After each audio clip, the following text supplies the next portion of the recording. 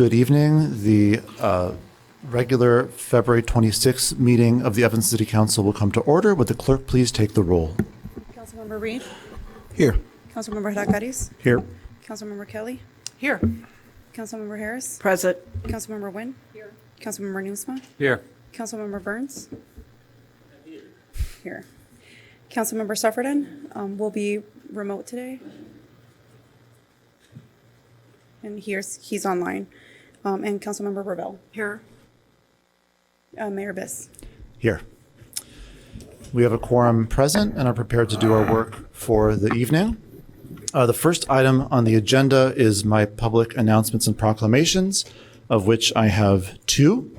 The first is Eating Disorder Awareness Week, proclaiming February 26th today through March 3rd.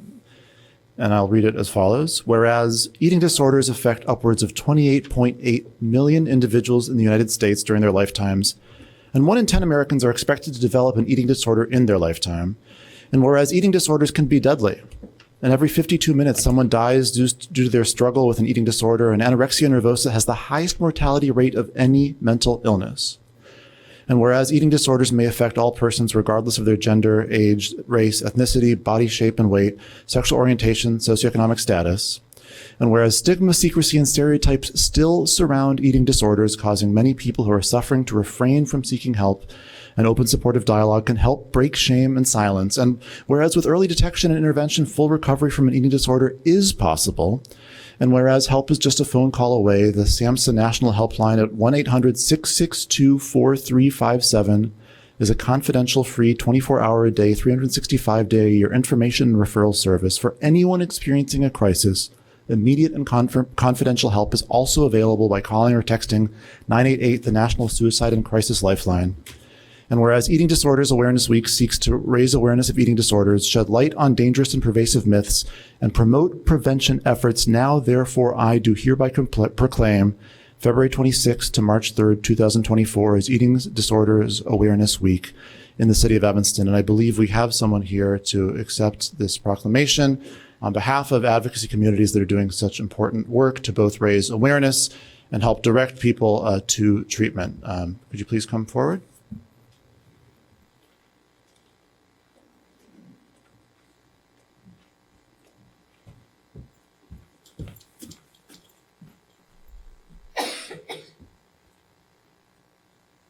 Thank you.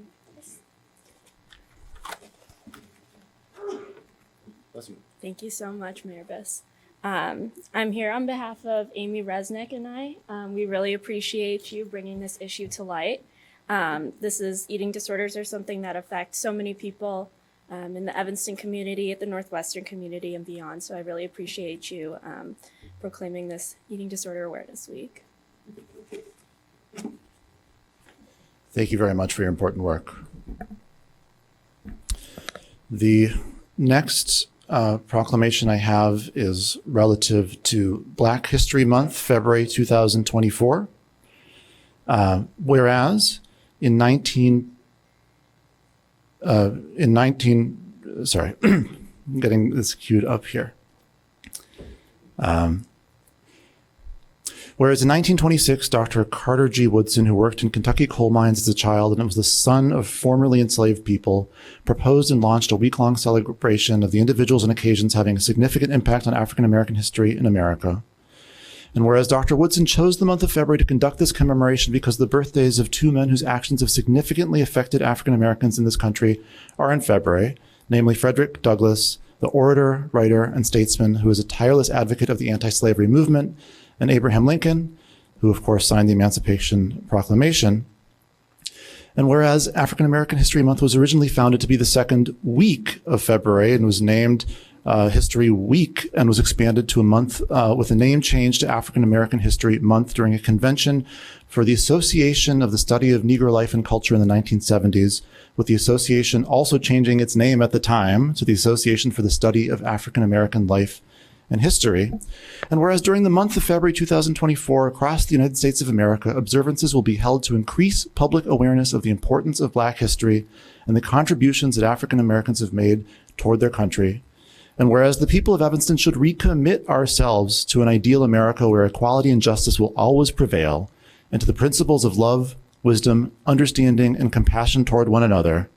And whereas the respect that fellow citizens have for one another determines the value of any country. Now, therefore, I do hereby proclaim February 2024 as Black History Month in the city of Evanston, and do hereby urge citizens across our city to be mindful of the contributions of African Americans throughout this year. That concludes my announcements and proclamations, and we'll now move on to City Manager's public announcements. Yes, thank you. Good evening, Mr. Mayor, members of City Council, Clerk Mendoza. I have two items tonight. First, I wanted to address the questions that have been raised regarding the Wesley buildings, which are really important. I'd like to provide some additional information about the city's ongoing effort to assist our residents. Once the current owner, Evanston Housing Coalition, a not-for-profit organization, determined that they could no longer properly maintain the buildings, they contracted with the Housing Opportunity Development Corporation, HODC, to manage the properties. At the same time, HODC began evaluating options and seeking funding in an attempt to rehabilitate the buildings. HODC contracted with the structural shop to evaluate the condition of the stairs and platforms at the 3 Wesley apartment buildings shortly after signing a management agreement with Evanston Housing Coalition, EHC. Initially, scaffolding was installed at 2024 Wesley based on the structural recommendation to address shifting of the stairs there. The report identified deteriorating conditions of the metal and concrete components of the stairs and platforms at all 3 buildings, including the spalling of masonry. The report recommended that both stairs and platforms be replaced. However, the buildings continued to deteriorate, and that process accelerated with freeze-thaw cycles. Monitoring of conditions identified worsening conditions at all 3 buildings, and shoring was installed at 2014 and 2018 Wesley, and additional shoring at 2024 Wesley. At a meeting on February 2nd with Evanston Housing Coalition, HODC, city staff, and Councilmember Burns to discuss the rapidly worsening conditions of the stairs and platforms, it was agreed that the safety of the residents could not be ensured and that they needed to be relocated. Furthermore, residents would have to move out of the buildings even if work was limited to replacing the stairs and platforms, as residents would have no way to access their units. After that determination, we immediately prepared to meet in person with the residents to inform them of the grave safety concerns and how the city would provide assistance. We have many of the same staff here tonight who were present when we met with the majority of the residents on February 13th at Fleetwood Jourdain Community Center. Our staff members included our outreach team, human services specialists, and victim advocates. The following services and support were offered to the residents at the February 13th meeting. Temporary lodging while seeking permanent housing. Councilmember Burns and staff noted during the meeting that finding new housing can take weeks or even months, and clarified the city would continue to assist during that time frame.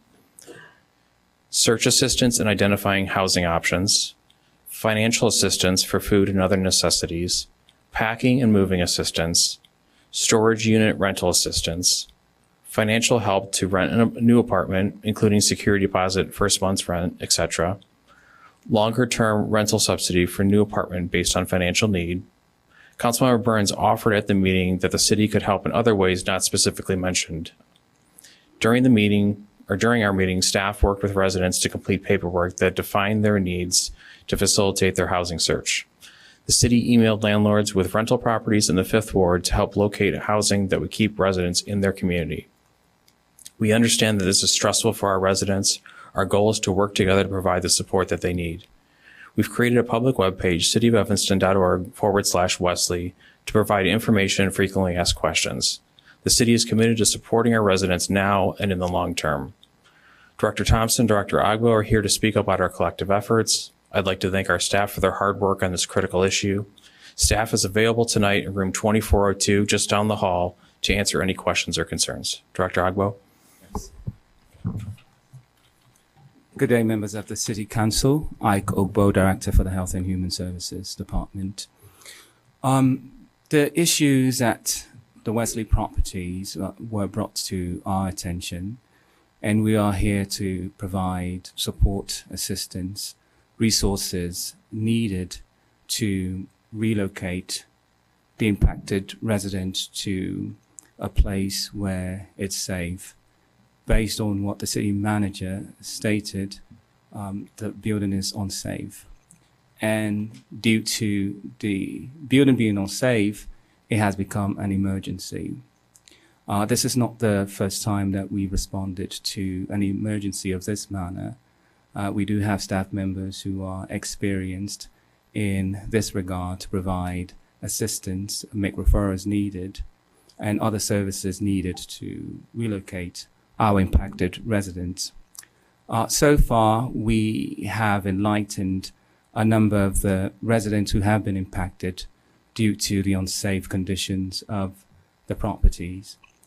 We've enlightened them on what the services and programs and assistance that the city will be able to offer. One, as City Manager Stowe mentioned, is helping with house searches, which can be challenging. We have faced this before where we had displaced residents, and it does take time for us to figure out where to place individuals.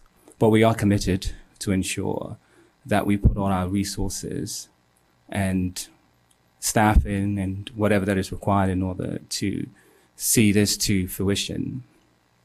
Also, we are providing hotel stays. The hotel stays, as disseminated in some publications, stated 7 days. We understand that 7 days will not be adequate for many factors. We are amenable to continue to extend the hotel stay until we find better solutions, permanent solutions for the residents. And it's something that we are committed to do, and it's something that we have embarked on previously. We also provide assistance when it comes to packing, moving, storage fees, application fees, and first month rent and security deposit as well. Not only this, because this is a community effort, we are not alone. We are working with other agencies such as CJE for the seniors, the North Shore Senior Center. We also working with the District 65, and Connections for the Homeless. We do have our human service advocates available, our human services manager, and our human services specialist and our outreach team. They are located in room 2402. If there's anyone who has any questions or need help filling out applications or just wants to abundantly know what the city is offering. So that summarizes my input. Thank you, Dr. Hoppo, and thank you, Director Thompson, for being here. Next, I'd like to introduce Brian Zimmerman, our solid waste coordinator, who's going to present on circularity. Thank you, City Manager Stowe, Mayor Biss, City Clerk Mendoza, members of the council. I'm Brian Zimmerman. I am the solid waste coordinator with the City of Evanston under the Public Works Agency. Tonight, I'm just going to give a brief update on how things have been progressing with our circularity roadmap. Circularity or zero waste has been something of a topic under our climate action and resiliency plan. As a reminder, we've set different goals outside of emissions when it comes to waste, leading all the way up to 2050 with a 100% zero waste target, as well as a zero waste goal for 2030 for municipal operations. On the right is a graph of all of our franchise collection services as of 2022, and you can see we are well below the mark, around 20% as of last year. And that number has been holding firm since about the inception of CARP since 2017, 2018. This is to say that we realize that there's a lot of opportunity around the current set of goals, one of which is we tend to ignore the reuse and reduction of waste component when it comes to CARP. We'd like to see future improvements around goal targeting and different types of metrics we want to include to make sure we're encapsulating that effort, as that's far more impactful than just simply sending things away from the landfill. Reducing waste is a significant opportunity for all of us. Reducing waste not only reduces emissions that comes from waste disposal, but it requires fewer extraction of raw materials, less transportation of things, fewer factories that pollute outside of just what the material is once it reaches its end of life.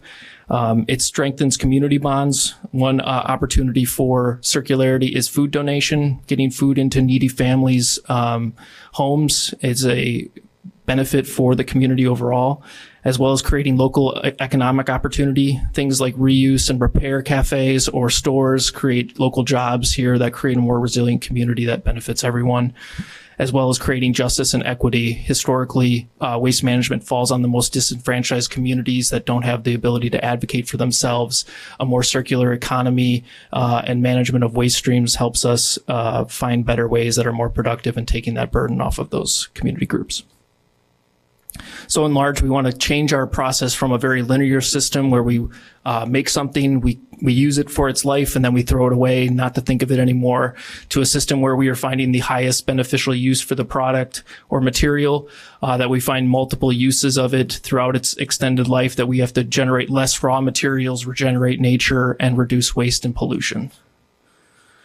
As we move through this roadmap, we've been working with a group of very passionate residents through our Circular Evanston working group. We've done a lot of engagement throughout 2023, and we're looking to draft a strategy in the early part of 2024.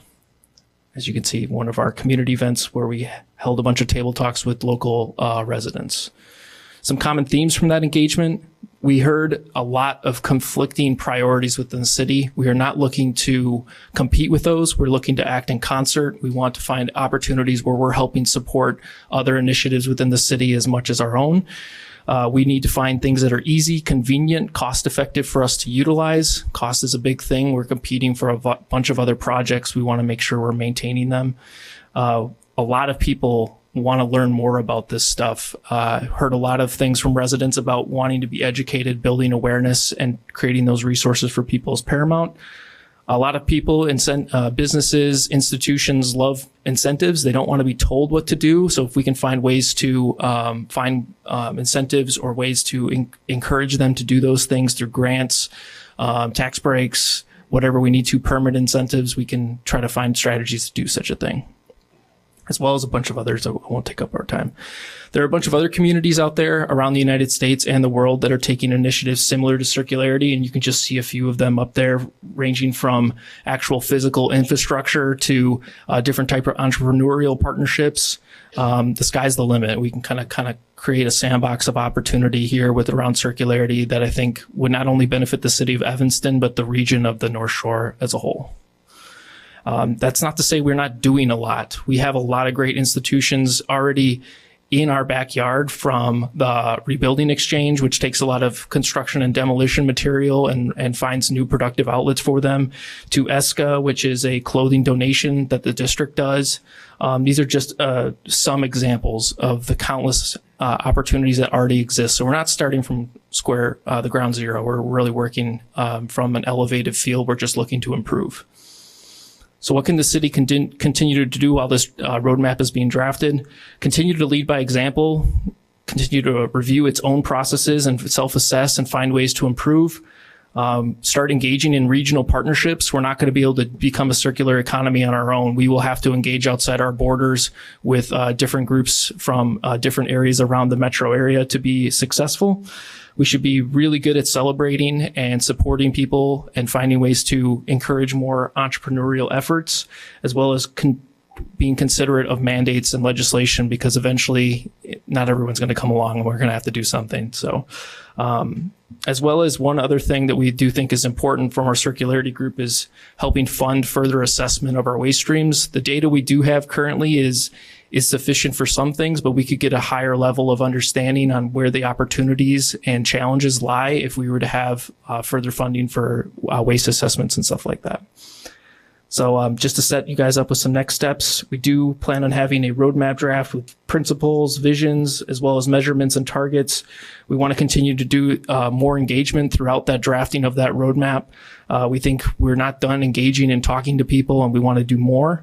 And then we're looking to hopefully align with having a draft roadmap in front of all of you by the summer of this year in order to align with any budget asks or needs. So that is all. Councilmember Reid.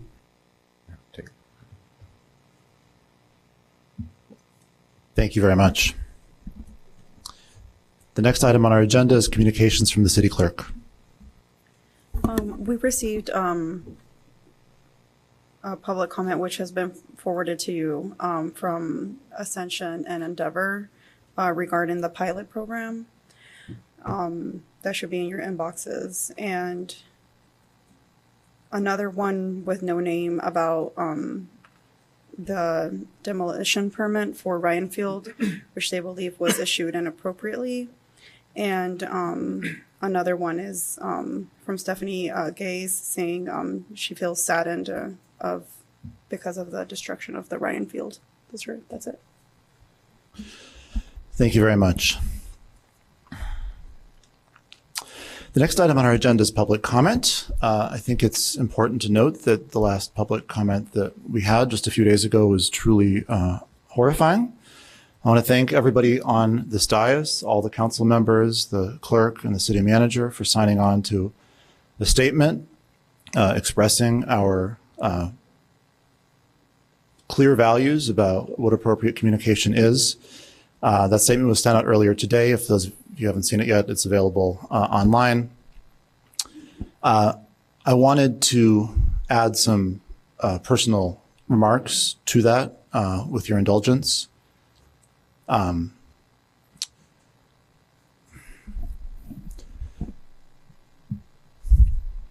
So in the spring of 1944, my grandmother was put in a train with her siblings and her parents and taken to Auschwitz.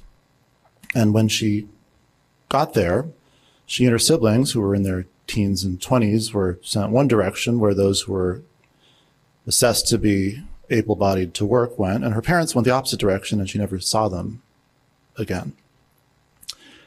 And so on Thursday, we had some representatives participate in public comment from a group whose leader has also been to Auschwitz, where he went to taunt and mock and express anti-Semitic hate.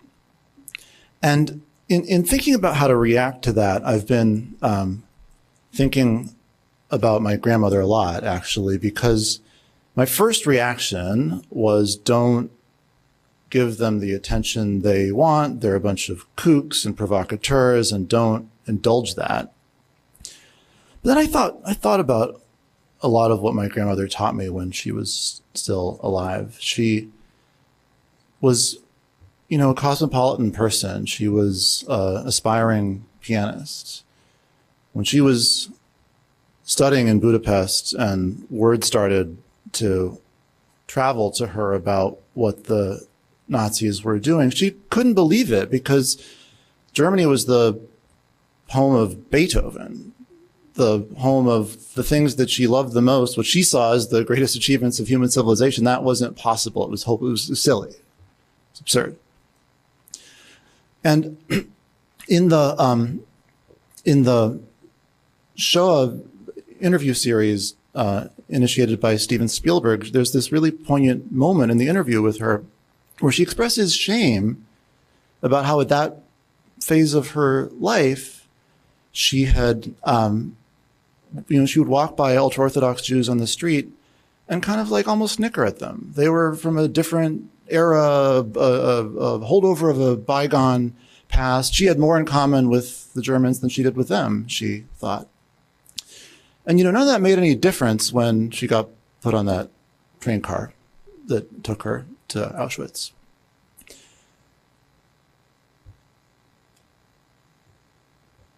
The things that we read about in history books that feel inevitable because that's how history books look, felt impossible until they happened. And they happened really gradually until they happened really quickly. They started with rhetoric about conspiracies about how every single problem a person might have was a result of the Jews controlling the world. They started with vandalism and graffiti and isolated attacks on the street. and Jews not feeling safe being out in public and true to who they were. And it accelerated to a point that we all know a lot about because we learn about it. And so the folks who participated in public comment on Thursday, they were kooks. They were provocateurs and trolls.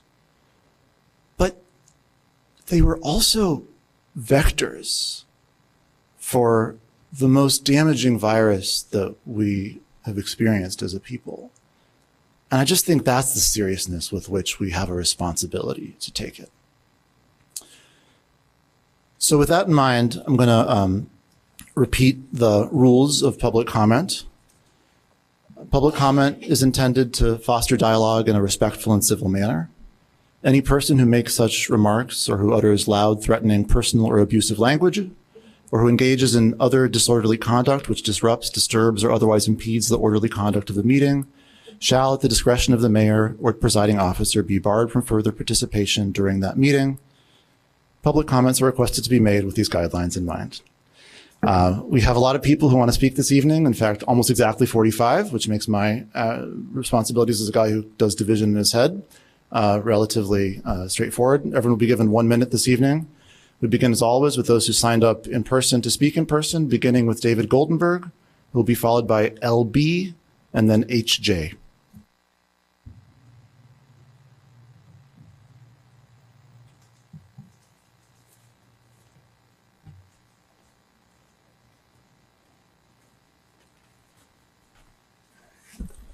Good evening. My name's David Goldenberg. I'm the Midwest Regional Director of the Anti-Defamation League. First of all, Mayor, thank you very much for those comments, and to all the members of the council, thank you so much for your remarks and your letter today to the community. I'm going to take a real brief moment and point out that we're living at a time right now where ADL has tracked more anti-Semitic incidents in the United States and here in Illinois than we have in our entire 110-year history. We've been tracking these anti-Semitic incidents, I should say, since the late 1970s. And we're living at a time where Jews are being attacked, as the mayor said, for who they are, for their identity. And it's important when we have those moments that we saw last Thursday that we speak out, that we respond to those lies with facts, and that we show strength even if it's not our own community being attacked, but even more when others are. And so I appreciate your leadership here, and thanks so much for the opportunity to speak. Thank you very much. The next speaker is LB, who will be followed by HJ and then Pam Rosenbush.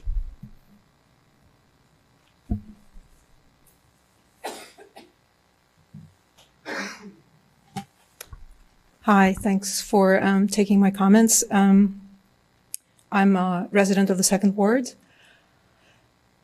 And I guess first off, I just really want to thank Mayor Biss, and I want to personally thank every member of the council, because watching Thursday night's council meeting was really painful, and I can only imagine what that was like for you sitting here in person.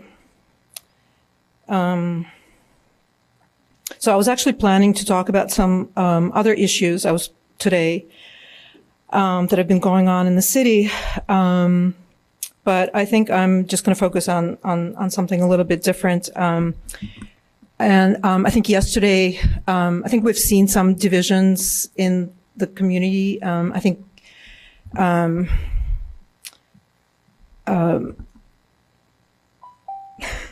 so what I'm going to say is basically that I think having an outside threat makes us stronger, and I hope that we use this opportunity to come together. The minute went by very fast. Thank you for your attention. Thank you very much. The next speaker is HJ, who will be followed by Pam Rosenbush and then Alan Steinberg.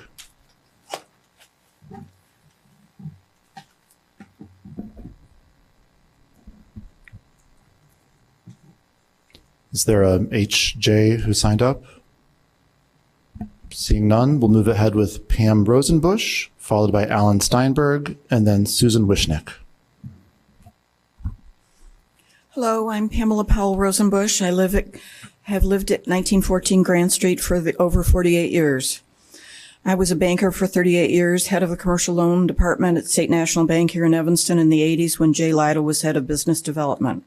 I was also head of commercial loans at First National Bank of Chicago in Oak Park in the 90s.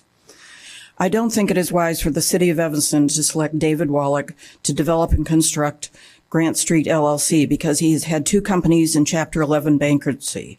Blue Paint Development, a Wisconsin foreign limited liability company, and Wally Walls, a limited liability company. Both of these companies are legally bankrupt. Mr. Wallock may be using a different legal entity for the Grant Street LLC, but he was the major owner that declared Chapter 11 bankruptcy of two separate companies, which is a big sign of poor financial management.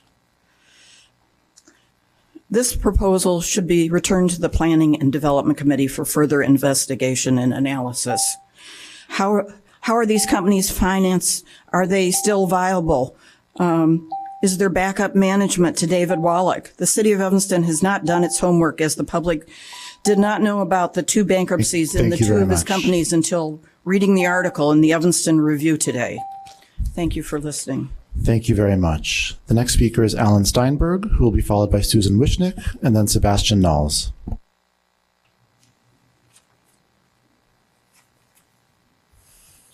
I'm an Evanston resident of over 4 decades. I'm a first-generation American whose parents were Holocaust survivors and who lost all 4 of my grandparents and over a dozen aunts and uncles to the Nazis. And I'm a Jewish person able and willing to criticize the extreme right-wing Netanyahu government in Israel, to grieve over the suffering of innocent civilians on both sides of the conflict. I was appalled and saddened when last week's city council meeting was interrupted by a white supremacist hate group. To the council members and everyone else who was subjected to their vile language, I am sorry. I was appalled and saddened, but I was not surprised. I was not surprised because it is my belief that some of the rhetoric in our own community around the Israel-Hamas war has become so vehement and so ugly. When we demonize as a group the people in our community with whom we disagree, we create the kind of division these hate groups thrive on. What we say and how we say matters, even when discussing intense emotional topics. Let's not give the hate groups fertile ground to plant their abhorrent views here in Evanston. Thank you. Thank you very much. The next speaker is Susan Wishnick, who will be followed by Sebastian Knowles and then Perla Albo. Hello, I am a 7th Ward resident over 30 years and Alan's wife. The spectacle of white nationalists spewing hatred and vitriol on our city government and community was a shocking and painful affront. I come tonight in person to stand against them with you, our elected officials, and all Evanstonians. Our own family has close family members who were attacked by Hamas on October 7th. So when members of our community clapped and cheered in this chamber for a speaker who praised Hamas's brilliant attack, it was bone-chilling. We know there are also Evanstonians who have lost loved ones and are frantic with worry about friends and family in Gaza.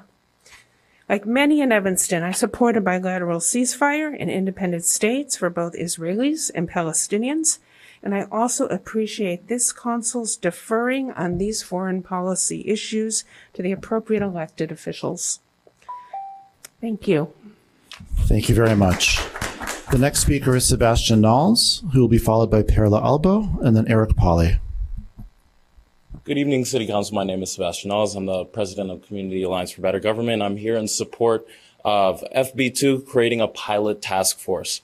One of the first instances of when I ran for mayor of Evanston and had conversations with some of my neighbors in the 9th Ward, their first concern was affordability, the lack thereof in Evanston.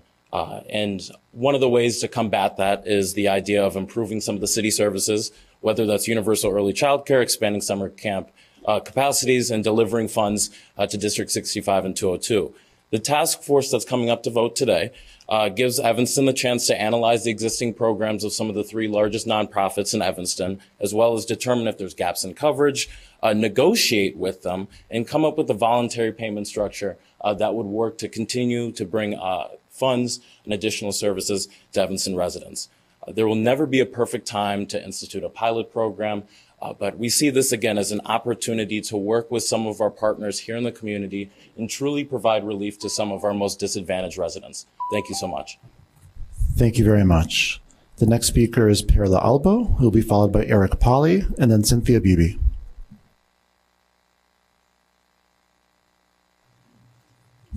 Hi, I am Perla Albo. I am a resident of the 4th Ward. I'm a Venezuelan Jew that moved to Evanston more than 11 years ago. I always felt safe as a Latin Jew in Evanston and its welcoming environment. This changed drastically after October 7th of this year. After that horrible day, we saw Hamas flag at a rally in our town. In that rally, they chanted genocidal slogans like "From the river to the sea" and holding signs that says things like "resistance by any means necessary." We, the Jewish community of Evanston, some of us, daughters and granddaughters of Holocaust survivors, warned us what this represented: raging anti-Semitism and hatred of Jews, disguised as anti-Zionists, and most importantly, that this type of hidden hate rhetoric will open the door to a more obvious and more open hate towards us. What we saw on Thursday was horrific and yet very predictable. The anti-Semitic far left has opened the door to the anti-Semitic far right here in Evanston. Anti-Semitism is anti-Semitic, doesn't matter where it's come from. Thank you very much. The next speaker is Eric Polly, who will be followed by Cynthia Bibe, and then Garen Ferry. Hello, Council, Mayor. I'm here to comment on the tiny homes development on Grant Street. I have a house not 75 yards from the proposed development, and I have objections in the following areas. Our neighborhood is a quiet and tree-lined one unless there's a school in session from our two schools, Kingsley and Haven, or a Northwestern game when it is decidedly busy. My first concern relates to the traffic and parking, which will inevitably swell greatly with occupancy of these homes. I don't think there's room for increased occupancy, not to mention all the increased cars. Grant Street is a snow route and is regularly used by police and fire. Second, I'm concerned that stormwater drainage would overtax the sewers, as I've sustained basement sewer backups and associated destruction of property in rain events repeatedly.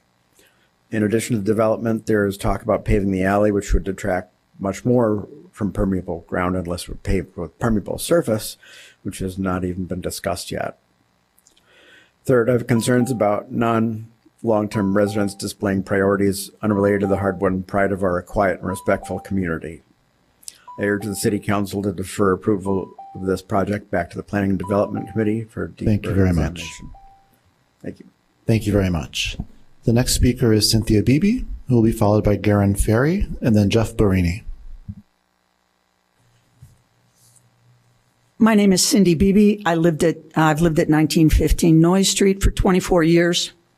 I'm addressing the 1915-17 Grant Street proposal. While I'm relieved that Mr. Wallock's bankruptcies are now public knowledge, I'm concerned by how the city got to this point. Why are we only learning at the 11th hour that the developer of a proposed multi-million-dollar development currently has 2 Chapter 11 bankruptcies against his companies? And most importantly, what additional information is out there about the developer that the city doesn't yet know? We don't know. Because of these new developments, questions, and concerns, and the many other questions that have been touched on tonight, I request that this council please consider returning this proposal to the Planning and Development Committee so that a spokesperson for the Grant Street Neighbors Group can address the committee for 15 to 20 minutes.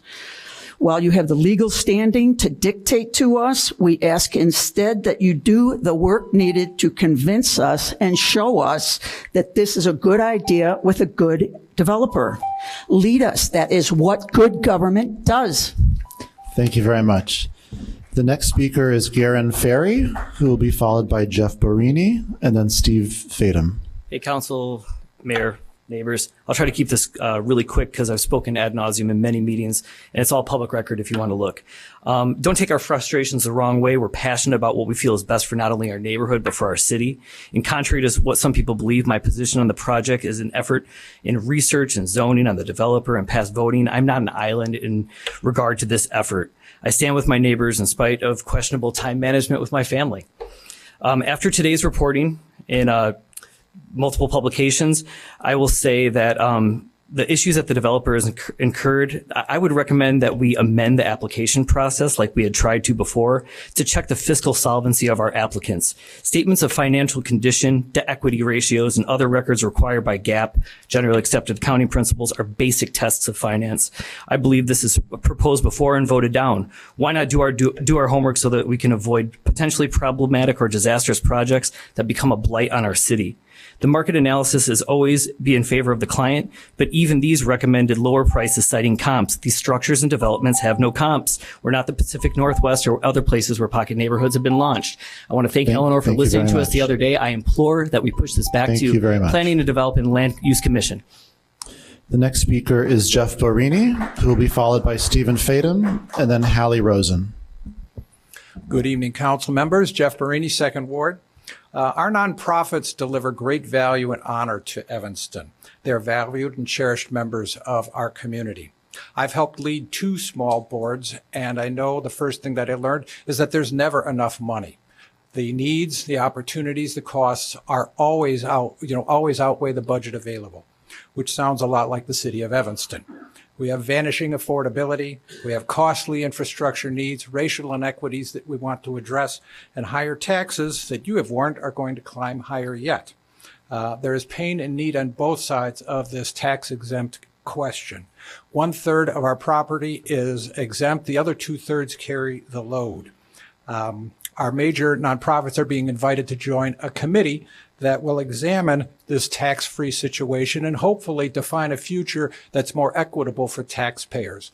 You can call it pilot or call it something else. It works in over 200 cities. I think it can work here. I hope you'll support it. Thank you. Thank you very much. The next speaker is Stephen Fatum, who will be followed by Hal Rosen and then David Wallock. I am a proud Evanstonian and a proud Jew. What happened last week in this chamber was truly atrocious. It's not who we are as a people. It's not what we stand for as a democracy. As citizens of Evanston, as citizens of Illinois, as citizens of the United States, and as citizens of various faith communities, we believe in a pluralistic society where anti-Semitism, racism, and hate have no home. I want to commend Mayor Biss, whose story tonight was incredibly moving, members of the City Council, local faith leaders, and other local officials who've condemned this vile abuse of civil society and continue to stand up against hatred of all kinds. I want you to know that your leadership helps in ways that you'll never truly understand. Thank you. Thank you very much. The next speaker is Hal Rosen, who will be followed by David Wallock and then Joseph Haw. Good evening, Council and Mayor. Regarding the development on Grant Street, one of the selling points is calling this a pocket neighborhood. Pocket neighborhoods are not new. They were coined by architect Ross Chapin in the early 2000s. He even wrote the definitive book about pocket neighborhoods in 2011. They're gaining popularity as recently as a solution to affordable housing crisis and as a welcome solution to providing housing for singles, downsizers, and first-time buyers. What makes a good pocket neighborhood? Dwellings that face each other, shared communal greenery, communal outdoor space for neighbors to interact. Because the homes in a pocket neighborhood tend to be smaller but not necessarily tiny, they usually have individual storage units for each dwelling, a communal space or building for gathering, and in some places, even a facilitator ensure that members get along. Who are these neighborhoods good for? People who want community and connection. Who are they bad for? People who want privacy, who value their privacy and don't want to interact. It's a good idea. Do the due diligence and send this proposal back to the Planning and Development Committee. Thank you very much. The next speaker is David Wallock, who will be followed by Joseph Haw and then Michael O'Mara.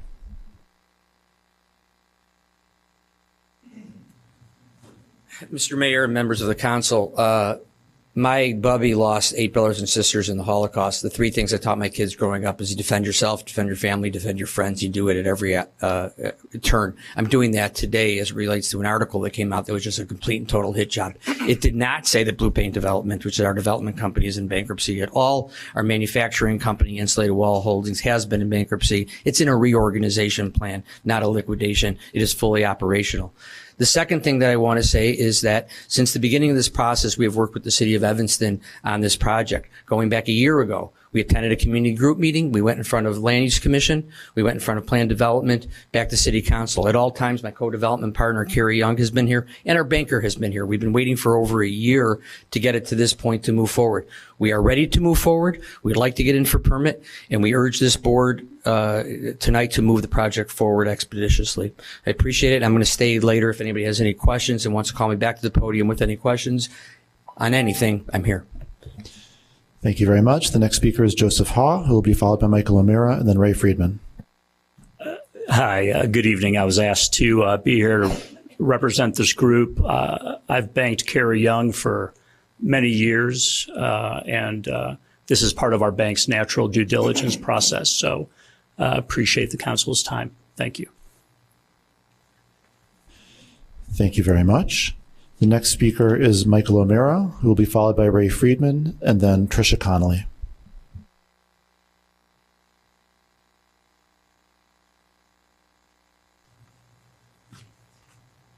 Hello, council members. My name is Michael O'Meara. I was asked to come here to shed some light on the recent article that was out today. And I am the former production supervisor, chief of production for Wally Walls. And I'm here to tell all of you that you should be doing your due diligence. I commend Councilmember Kelly, who recommended at the Planning and Zoning that you all do this. And in light of everything that has come out, I'm here to tell you that the factory is not operational. There's not one single employee that works at that building. You all need to look into who you're banking on. And that's all I have to say. And I am available. My number is 847-691-4772 if anybody would like to reach out to me. Thank you very much. The next speaker is Ray Friedman, who will be followed by Trisha Connelly and then William Carter.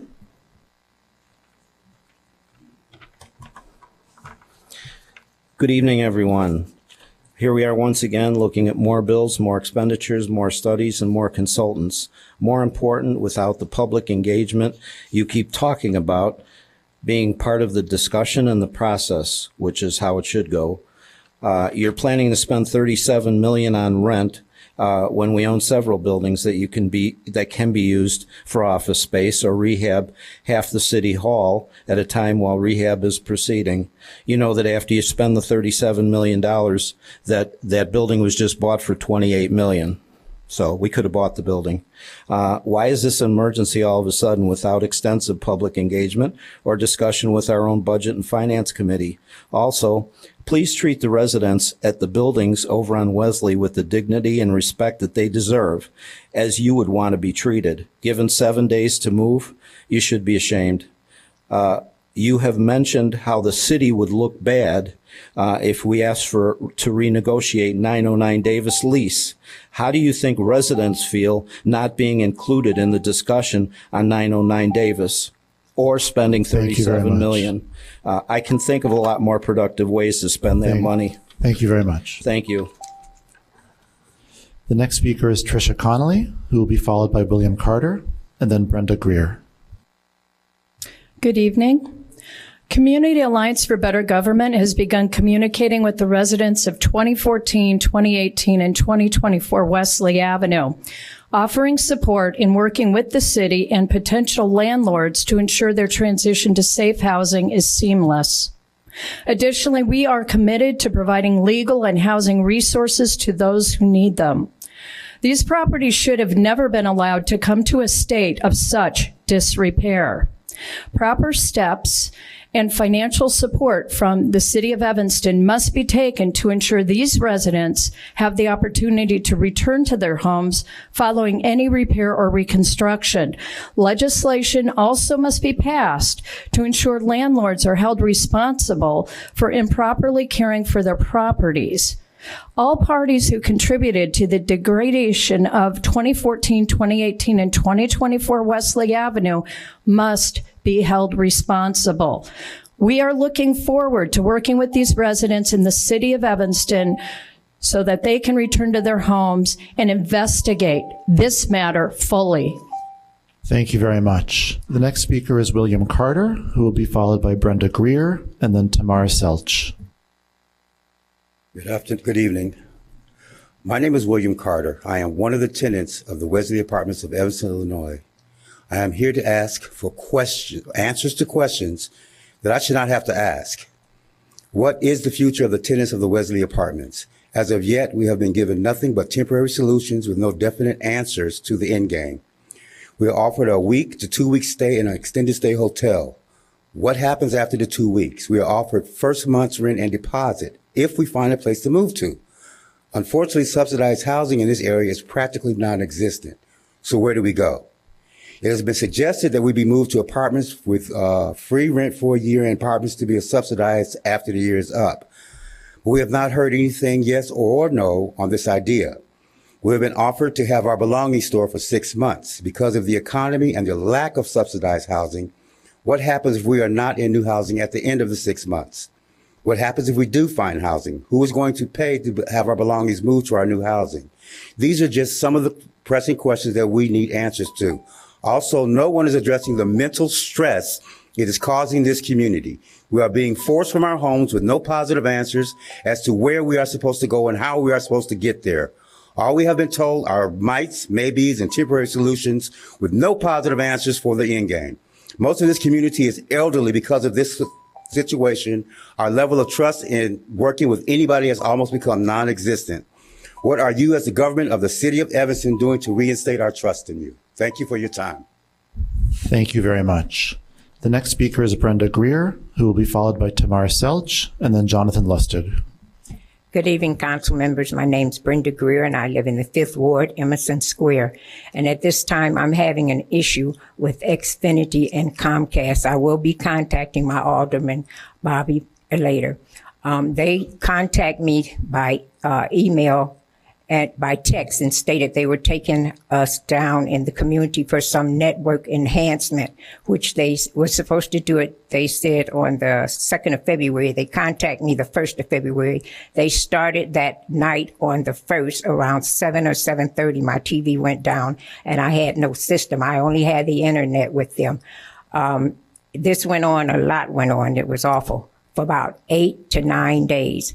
They never brought me back up. They sent me a message stating that I came back up on February the 2nd that evening. I never came back up. I went through a great deal. Finally, tech support came out. They wanted me to pay. I stated I would not.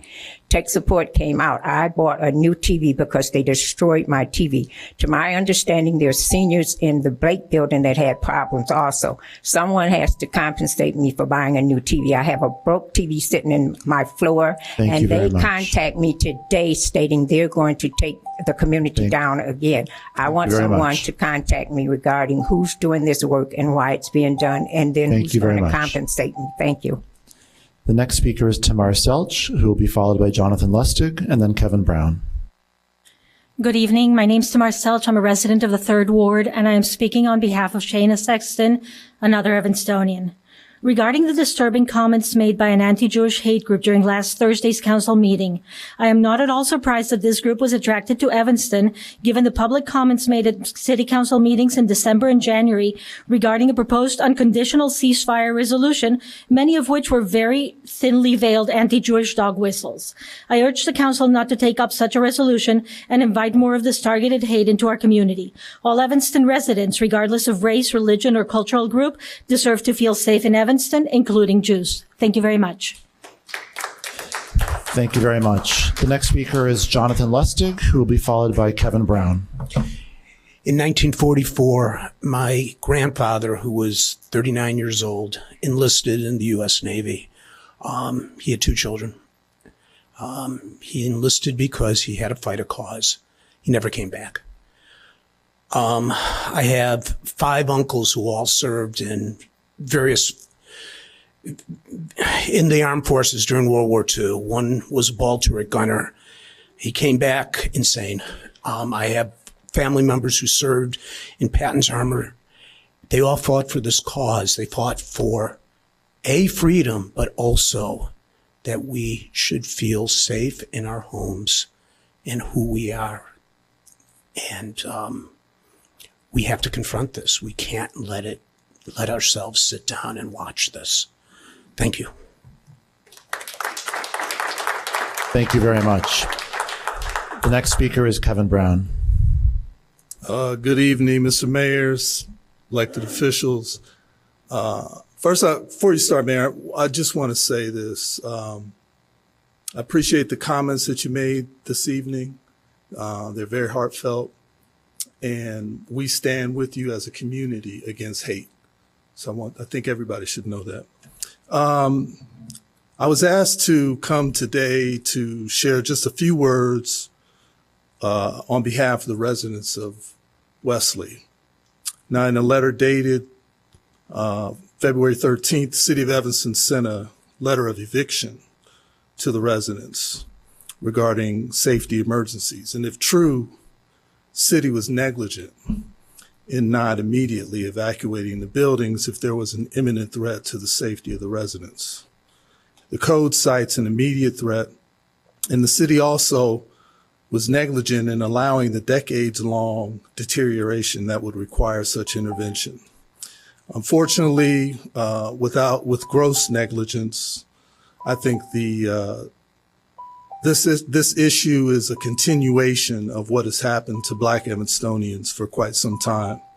I know the time is up, so let me just end by saying there's staff here, City Manager Stowe. There's staff that should be held accountable for this. Thank you very much. Thank you very much. Appreciate it. This concludes those who signed up on that yellow piece of paper. We move now to those who signed up online to speak in person, beginning with Ira Smith, who will be followed by Karen Kaplan, and then Darlene Cannon. Thank you, Council. For 23 years, I have been a certified mediator. And I think back to one of my first certification programs where we learned a little bit about diversity training. And the very first thing that we were taught, and I've tried to live by, is I don't know anything about the person sitting in front of me. And that's a lesson that I think I've forgotten over the last couple of months, especially in these chambers. It's been a frustrating couple of months for everybody here. We all don't know each other's personal stories.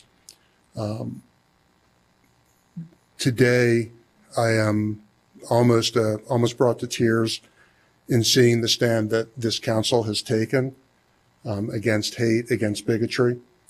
I want you to know that your efforts are appreciated, your presence is appreciated, and for those that oppose our way of life, you're barking up the wrong tree here in Evanston. Thank you. Thank you very much.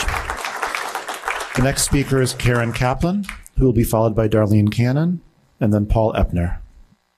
Hi, good evening. First Mayor in Hebrew, Kol Hakavod. Let me remind everyone that in recent months, these meetings have been disrupted by agitators on both the right and the left. Neither group represents most Evanston residents who simply want safe neighborhoods, good public schools, and a business environment that provides plentiful jobs. Adopting political fads that divide us into white versus non-white, to oppressor versus oppressed, they make us adversaries, not neighbors. And as history up to the present day has shown, it disproportionately singles out the Jewish people, whether in foreign affairs or here at home. So please be humble, be kind, because what you emit is what you attract. Thank you. Thank you very much. The next speaker is Darlene Cannon, who will be followed by Paul Epner and then Monica Sageman. Darlene Cannon, Second Ward. Happy Black History Month. The way the residents of the dead end of Wesley have been treated is deplorable, to put it lightly. Your actions speak to long-term systemic bias towards Black residents in Evanston. Blacks were forced to move from the north and by the lake to the Fifth Ward in 1940s. Now they're being forced or priced out of the Fifth Ward and out of the entire city in 2024. The city continues to work with HODC, knowing their track record of neglect of Black tenants. This building's condition reveals a lack of oversight in properties that are owned by wealthy developers that serve marginalized Black residents. Do Black lives matter? Where's the bailout for the Wesley residents like Little Bean? We have a reparations program to help repair systemic harm done to the Black community because of redlining. However, how can we repair? Well, we are simultaneously causing further harm to the same community. And lastly, what happens to the residents on Wesley is everyone's business, including every single council member. Councilmember Burns and Manager Stoley should have been more transparent with the community. Thank you very much. The next speaker is Paul Epner, who will be followed by Monica Sageman and then Brian Posner. Thank you. I'm Paul Epner, First Ward. Very saddened by what occurred Thursday night. And while I think it would be wrong to say that as of yet I feel unsafe in Evanston, I certainly feel less safe. Hate may start with one group, but we would be foolish to think it has boundaries, whether initially driven by race, ethnicity, religion, or any other factor. Those who live by hate will eventually get to all minorities. It is important our local government and our residents not buy into the hate game. While taking on issues outside of the scope of local government's responsibilities might feel to some like they are taking a stand on a moral issue, it has little upside and lots of downside. It provides an opportunity for hate mongers to drive wedges between neighbors. The recent ceasefire resolutions in Evanston and other locations is an example. Foreign policy is a federal issue, and we have federal representatives for those concerns to be transmitted to, not here in Evanston. Thank you. Thank you very much. The next speaker is Monica Sageman, who will be followed by Brian Posner and then Shayna Sexton. Hi, Monica Sageman, Second Ward. The intensifying push for Evanston to approve an Israel-Hamas ceasefire resolution spearheaded by local supporters distracts our council members from hometown issues. I, too, am horrified by the terrible casualties of war and wish to see peace and security for both Israelis and Palestinians. Shouting intimidating slogans and hoisting signs in Evanston will not ease the pain in that region. However, worse than being unproductive is that the use of aggressive social vocal vitriol has created a deep divide within our community, rife with expressions of anti-Semitism that cause real fear and anxiety for many Evanstonians, including myself. Such friction has served to weaken the social fabric of our community, making us susceptible to dangerous infiltration by disruptive outsiders spewing overtly hateful and frightening language. As history teaches us, hateful speech is just a warm-up for hateful actions. So if hate is not welcome here in our city, why have we allowed it to infect our community like a virus? Thank you. Thank you very much. The next speaker is Brian Posner, who will be followed by Shayna Sexton and then Josephine Bostick. Hello, my name is Brian Posner. My children, wife, and I moved here 12 years ago, believing that Evanston was a safe and equitable place for all its citizens. As a Jewish resident, I do not know if I believe that anymore. Between last week's city council meeting, the Equity Commission's hearing in December, various incidents at ETHS, and demonstrations in downtown Evanston with Hamas flags, I'm concerned that Evanston might not be such a hospitable place for Jews. It is time for the city council to reject all forms of anti-Semitism, whether it comes from the left or right, or whether it originates from inside or outside of Evanston's borders. Please understand that your Jewish residents are increasingly feeling unsafe. Thank you very much. The next speaker is Shayna Sexton, who will be followed by Josephine Bostick and then Marlon Rodas. Hi, my name is Shayna Sexton, and I am here tonight as a commissioner of the Equity and Empowerment Commission to talk about the pilot program. Evanston is a municipality with limited and available and affordable real estate. Revenue generation is an issue, and as large tax-exempt entities purchase more properties across the city, significant amounts of tax dollars are lost. The city makes up the difference via higher property taxes, fees, and regressive taxes. In addition, cost of living increases are pricing thousands of Evanston residents, especially Black and Brown residents, out of the housing market. Pilot programs have been utilized extensively by the federal government since 1976 as a means of providing financial assistance to municipalities with high acreage of federal tax-exempt land. Cities are also pursuing pilot. The city of Boston, for example, has a pilot program that requires tax-exempt organizations with properties valued above $15 million to make annual contributions and create community programs to benefit residents. Pilot programs like Boston's help offset the burden placed on taxpayers to fund city services for all property owners. Thank you very much. The next speaker, I think, there might have been a confusion. It's Josephine Bostic, who I think may actually be online, and will then be followed by Marlon Rodas. All right, thank you. Can you hear me? Yes, we can. All right, thank you, Mayor and Councilman. As Shannon was saying, these pilot programs like Boston help offset the burden placed on taxpayers to fund city services for all property owners. 3 major Evanston institutes would benefit Boston's parameters, such as North Shore Evanston Hospital, Ascension St. Francis, and Northwestern University. A City of Evanston pilot program would relieve financial pressure on residents while funding better services. Councilmember Claire Kelly has continued to push for pilot. We must support her work for Evanston so that we can keep making this city great, and make what makes this city great is people. Evanston's pilot task force, assembled by First Ward Councilmember Claire Kelly, is seeking to bring such a program to Evanston. The Budget and Finance Committee unanimously voted in July 2022 in support of the pilot. Key features of the pilot program would emulate and allow for success, such as establish a long-term vision, give people a reason to look beyond their immediate self-interest and work together for a better future, build Thank trust you very and much. open communication. Thank you very much. The next speaker, who will be, I believe, our last in-person speaker, is Marlon Rodas. Good evening, everyone. My name is Marlon Rodas. I'm the Executive Director of the Ridgeville Park District. We serve South Evanston, and I just wanted to come and say that I look forward to working with the City of Evanston. I know I'll be seeing someone on Wednesday already, and our residents. So thank you for everything you do. Have a great evening. Welcome. Thank you. We now move to the online portion of public comment, beginning with Nathaniel Hagemaster, followed by Carl Klein, and then Catherine Greisman. Hi, I'm Nathaniel Hagemaster, and I work at Connections for the Homeless, and I'm part of Joining Forces for Affordable Housing. I'm speaking in support of P1 and P2 tonight concerning the 1915 to 1917 efficiency home development on Grant Street.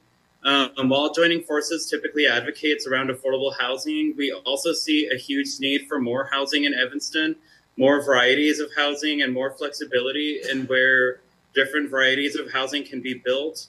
While the efficiency homes being proposed are not suitable for low-income households, they will provide new units of a new variety suitable for people at middle to moderate incomes. And they will provide such housing in a place that otherwise would only provide housing affordable for much wealthier households. As Evanston looks to reform its zoning code, this development has potential to demonstrate that new ways of thinking about housing at a given location are necessary to meet the needs of the broader community. Thank you. Thank you very much. The next speaker is Carl Klein, who will be followed by Catherine Greisman, and then Rob Levin. Good evening. I strongly encourage you to support Councilmember Claire Kelly in creating a pilot task force. Why do we need this task force? To lessen the burden on Evanston residents. Let me remind you that the city of Evanston has the most burdensome property taxes in the state of Illinois and the seventh highest in the nation. This is according to a Smart Asset report. If you go on to the Cook County Assessor's website and do a query of the exempt parcels in Evanston, it will produce the following results. 31.2% of total area in the city of Evanston is tax exempt. This is over 1,200 acres. One of the ways the pilot committee should look into collecting payment from large nonprofits which do not pay taxes is to explore introducing an annual excise tax on any large nonprofit with an endowment larger than $1 billion. So let's say there is an Evanston nonprofit with an endowment of $14 billion.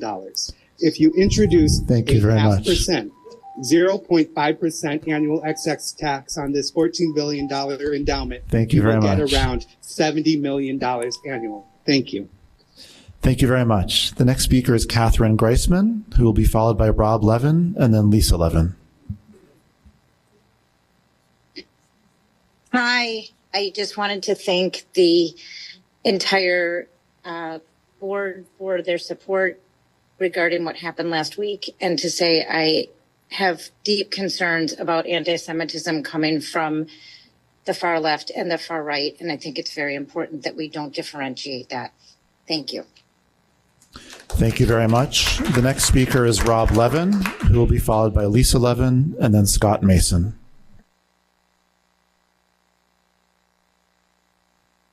Hey, I'm a resident of the 6th Ward. I've lived in Evanston for 40 years. My wife and I raised 5 children here in Evanston. We absolutely love Evanston. The last 5 months have really tested our love of Evanston, whether it was government organizations, community organizations, schools, religious institutions.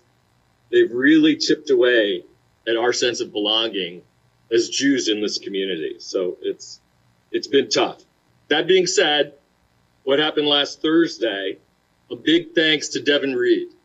He was really the only one in the moment that recognized what was happening and said something super important. So I'm really appreciative, Devin. Also, Jonathan Newsma and Mayor Biss, really thankful to you guys for the community outreach that I've seen and heard from you guys the last few days. And thanks to the rest of the city council who signed on to what I think was a very appropriate and strong statement that you guys put out today. Thank you very much. Thank you so much for that. Thank you very much. The next speaker is Lisa Levin, who will be followed by Scott Mason and then David Irving.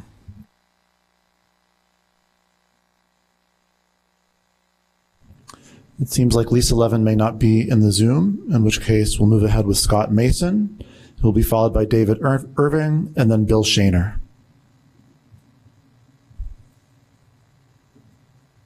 Hi, yeah, can you guys hear me all right? Yep, sure can.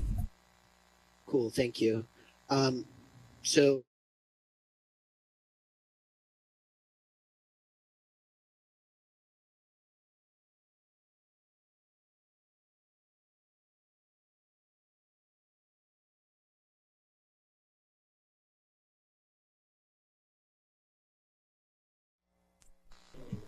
Just now, as a reminder for any of the future public commenters, any person who makes such remarks or who utters loud, threatening, personal, or abusive language or engages in other disorderly conduct which disrupts, disturbs, or otherwise impedes the orderly conduct of a meeting shall, at the discretion of the mayor or presiding officer, be barred from further participation during that meeting. Again, strongly bearing that admonition in mind, the next speaker is David Irving, who will be followed by Bill Shaner and then Molly Conger. Councilmember Reid. Good evening, Council. I would just like to know why. Mayor Biss, if I may have the floor. Councilmember Reid. Has 45 minutes elapsed? Yes, they have. I would suggest I'd like to move, I've thought long and hard over the weekend about rules that we can implement to control public comment better. I think, whether this full body agrees with the rules that I've come up with, we can have the discussion and implement some new rules quickly to be able to control this. And so I'd like to move a special order of business to implement new public comment rules to have that discussion at our next meeting. Second. Councilmember Reid moves that the next regular city council meeting to be held on March 11th have a special order of business to discuss revisions to the rules to enable public comment that's in keeping with the community standards. Councilmember Harris seconds. Is there any discussion? Seeing none, would the clerk please take the roll? Councilmember Reid. Aye. Councilmember Hakarais. Aye. Councilmember Kelly. Aye. Councilmember Harris. Most definitely. Councilmember Nguyen. Aye. Councilmember Newsma. Aye. Councilmember Burns. Aye. Councilmember Sufferton. Aye. Councilmember Ravel. Aye. And with 9 voting in favor and none voting against, the motion carries. And I just want to be clear. So that means this item will be on the agenda for the March 11th meeting. And I think it would be helpful to me, at least. I won't speak for my colleagues, but for me, it'd be helpful to hear ideas. I've heard a lot of suggestions that are helpful to my thinking, but also most of them are illegal. So the more ideas that we hear, the better, because we're not interested in doing things that are performative and illegal and not in keeping either with our free speech values or likely to get overturned. Councilmember Reid, go ahead. And also, I'll announce I'm at we have a 5th and 8th ward meeting. I'm happy to preview what I'm thinking at that ward meeting and have a discussion about it. But certainly, I think all of us need to join the conversation to figure out new rules. And then, assuming that there are not folks that I think it's the mayor's prerogative. I would say that, let me just say, if I could reclaim the floor for a moment, that because public comment began at 6:11 p.m., which is more than 45 minutes ago, pursuant to our rules, public comment is now over. Okay. Well, then if that's it, then that's it. Thank you. Thank you, council member. So this brings us now to the consent agenda. I've been told to pull item FB2 off the consent agenda. What else should be removed? P1 and P2. P1 and P2. And then I have a correction to the minutes. Minutes. You said A8? Okay. A5. So this time we have M1, A5, A8, P1, P2, and FB2. Anything else? Sorry, I was quick. M1, A5, A8, P1, P2, and FB2. Seeing no discussion, would someone care to make a motion on the consent agenda? I'll move the consent agenda minus the items that have been pulled. I'll second. Second. Councilmember Reid moves passage of the full consent agenda with the exception of items M1, A5, A8, P1, P2, and FB2. Councilmember Hadakadi seconds. Seeing no discussion, would the clerk please take the roll? Councilmember Newsma. Councilmember Reid. Aye. Councilmember Hakarais. Aye. Councilmember Kelly. Aye. Councilmember Harris. Councilmember Nguyen. Aye. Councilmember Newsma. Aye. Councilmember Burns. Aye. Councilmember Sufferton. Aye. Councilmember Ravel. Aye. With 9 voting in favor and none voting against, the motion carries and the consent agenda with the 6 exceptions previously named is passed. Would someone care to make a motion on the city council minutes? I will move approval Go ahead. I will move approval of the minutes as suggested amended by Councilmember Ravel. I think we can all do it all in one motion. Councilmember Reid moves passage of the replacement minutes as suggested by Councilmember Ravel. Councilmember Newsma seconds. Forgive me, I'm having a little tech issue up here. Ooh, there we go. Has the change been sent to us? No, it hasn't. Would you be able to describe it at least, Councilmember? Yes, it's the section of the minutes that refer to P1, P2 and P1 and P2 at our last meeting, and it says the motion passed 5-2 on a recorded vote. I think it should indicate that it was a motion for introduction. It doesn't make it clear whether it's introduction or action. So they'll be the same for both P1 and P2. Okay, so just to repeat, Councilmember Reid moves that the minutes be passed with the exception that both items P1 and P2 be made explicit to have passed for introduction only. Councilmember Newsma seconds. Is there any discussion? Seeing none, will the clerk please take the roll? Councilmember Reid. Aye. Councilmember Hadakis. Aye. Councilmember Kelly. Aye. Councilmember Harris. Aye. Councilmember Nguyen. Councilmember Newsma. Councilmember Burns. Aye. Councilmember Sufferton. Aye. Councilmember Revel. Aye. With 9 voting in What? favor. Can I abstain? I was not here and I should not vote.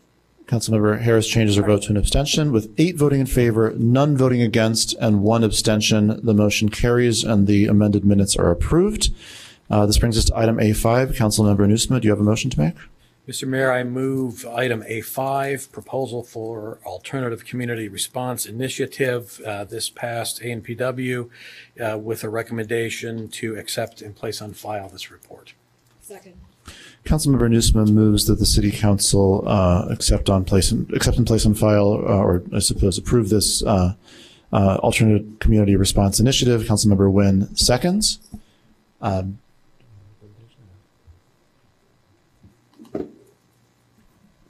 Good evening, Mr. Mayor and council members. Director Thompson, I don't know if you want to come up and share just a few thoughts on the community responder program.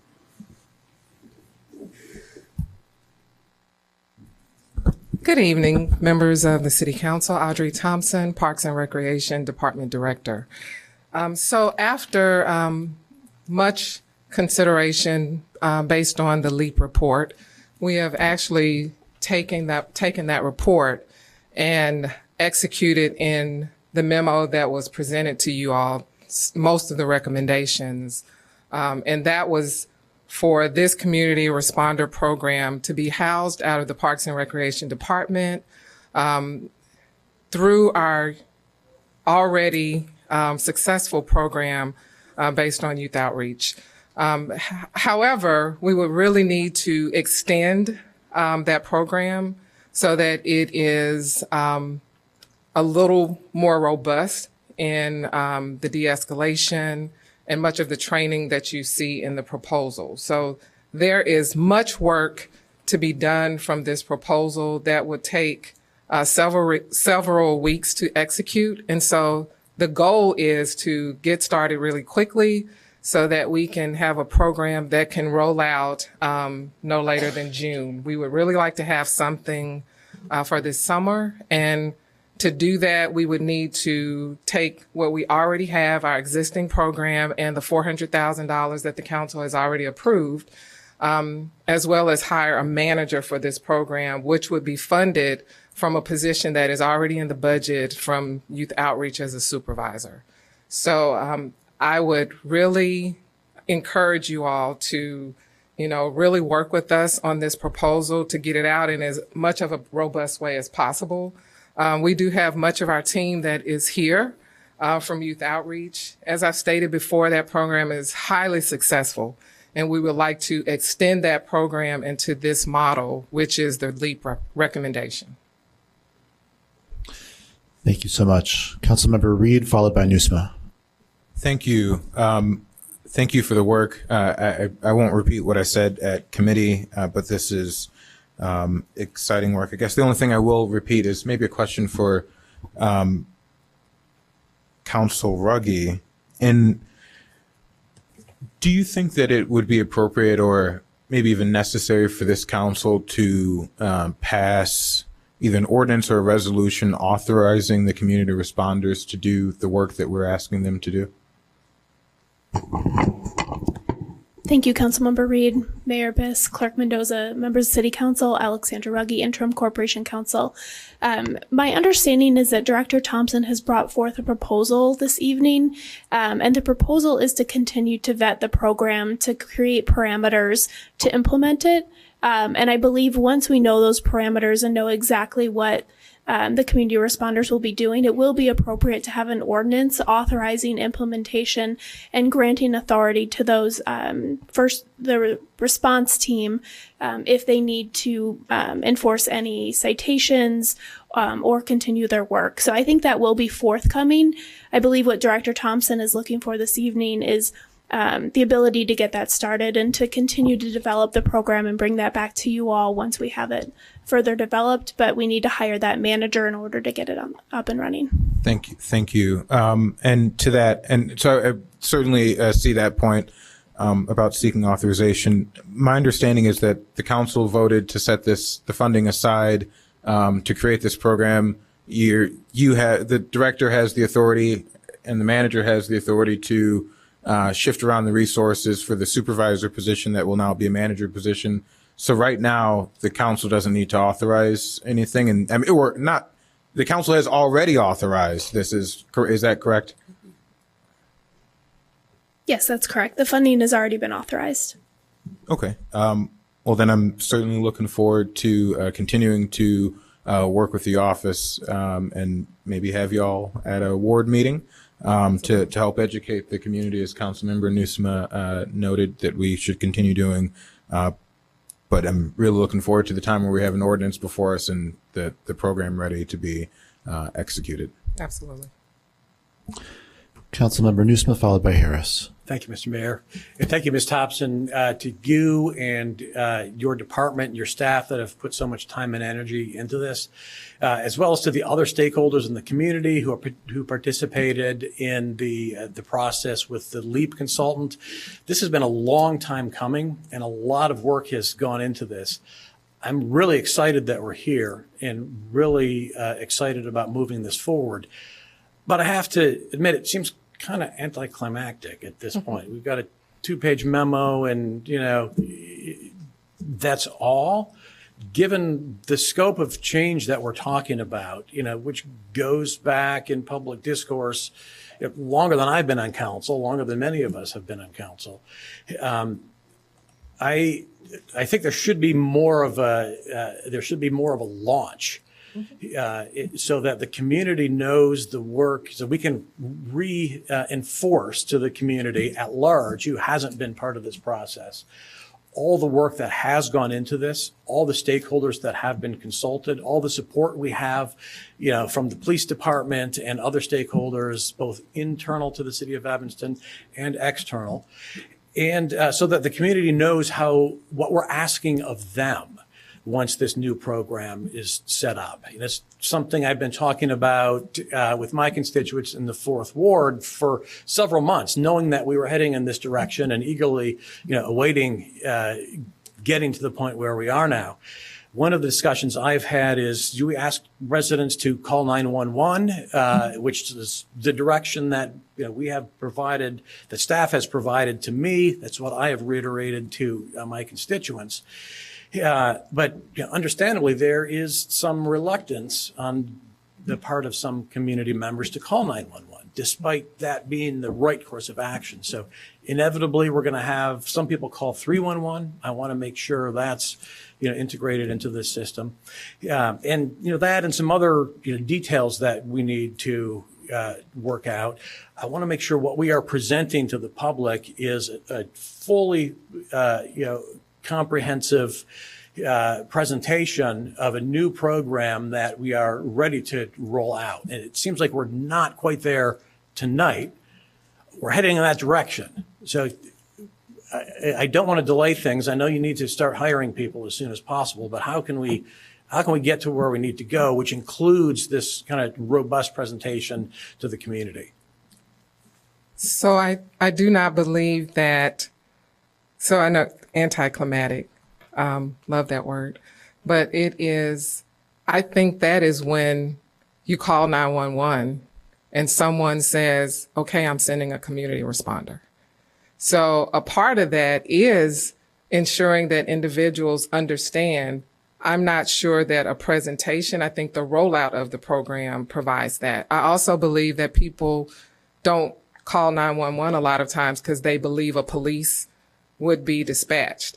with this particular program, that's not going to happen unless there are certain things that are discussed in the memo. Violence, there is a weapon.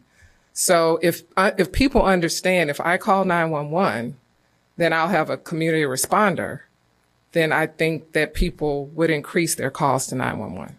Right. So how can we move the community to the point where they're comfortable doing that? You know, we need to do some kind of rollout event, some kind of announcement, some kind of more, public-facing engagement campaign than just passing a 2-page memo. So I think we do that when we have the people hired. And I think a large part of that is to have all of that today without us actually having the individuals to enforce any of this would be, I guess, premature. So hiring someone who understands, someone who has lived experience, who's someone who can execute many of the recommendations from the LEAP report. I guess they kind of stole my thunder in the LEAP report because the report is already out there. It's public. And we've taken most of what the LEAP report has stated, except for 24 hours. And I believe that because we would like to start off the program pretty slowly, I think that that is how we are executing this. We did meet with law enforcement. We talked about the calls. And in those calls, we stated, tell me what you see as a problem for a community responder. So we worked with our law enforcement. We want people to be able to call 911. And I think what we're not saying is that a lot of times people have some distrust in law enforcement, or that there is a response that seems bigger than what should be. What we're saying with community responders is it's okay to call 911. It's okay to call 911 because you won't get that large punitive response. And I believe, and I understand, even with working with our law enforcement, that they also understand that this is a response that is necessary. And so it has not been difficult to work with the law enforcement because they also agree that this is a program that we should have. So rolling it out is once we have the people in place, then it's a big hoopla about what you do, who you call. We don't want people to think you just have to call 911, but it is a matter of training 311, 911, and also our after hours non-emergency number. We want people to call the police because we also want community responders to have a radio so that they're getting things in real time. We chose 1 to 10 p.m. because that was the best from the LEAP report with not having a 24-hour, 7-day response. So we looked at the times of the calls and we used that as a way to say what times we should have between 1 and 10 p.m. So that is the rollout that has to be bigger eventually. Like, we would love for this to be a 24-hour program, but to start, this is what we could do given the budget that we currently have. But is this kind of a soft open and at some point we'll have a rollout, or if we vote on this tonight, that gives you the authorization to hire staff, kind of put the details of the program together, and then at some point, later this year, we will officially start the program, at which point we can, have some kind of event and raise community awareness? Absolutely. So my understanding is that if we, and correct me if I'm wrong, Alex, Ruggie, we already have the approval to execute. Mm-hmm. Our goal is to get things in place based on what you see in the memo that comes strictly from the LEAP report, minus 24/7. And to do that, and I've even had more communications from LEAP as to, hey, why don't you add a few more categories? There's even been more about the percentage of calls that we would get between 1 and 10 p.m.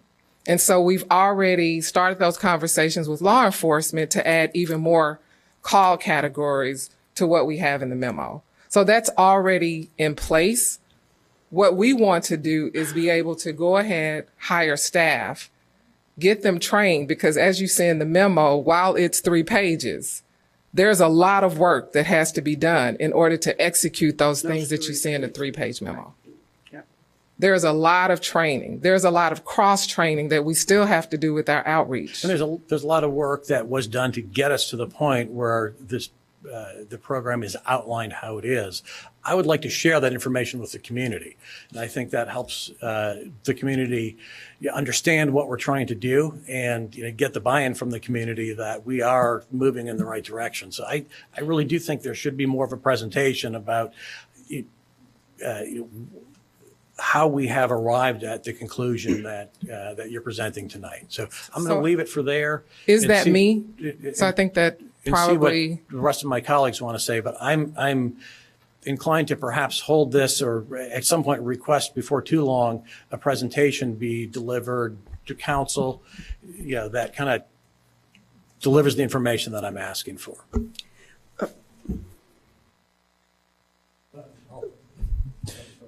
Councilmember Harris, followed by Hedekadis, followed by Ravel. Thank you. So I think I hear what my partner is saying, but I think I hear what you're saying, that that's kind of putting the horse before the cart. Let's get it going. Let's say what it is, because we will have questions that we need to answer, and we need to have the plan fully executed. So at the point in which we get this really moving, I think that's when we roll it out. I think we can do that in our ward meetings. I think we do that in our newsletters, and we talk about it. What I wanted to say, and I almost forgot, I saw part of this team in action when I first came in the office at Dempster and Dodge. The execution of working with people, of really figuring out what the problems were, who the key players were, having those discussions. I saw that in action and was very impressed. And so was the community at Dempster and Dodge, especially the businesses. I don't see you being you're not competing priorities with the police. You all are working in tandem, right? And since George Floyd, we understand that people are very afraid, especially our Black and brown communities are afraid of the police. But that was in Ferguson. That wasn't here, right? I mean, I was in Minnesota. That wasn't here. So I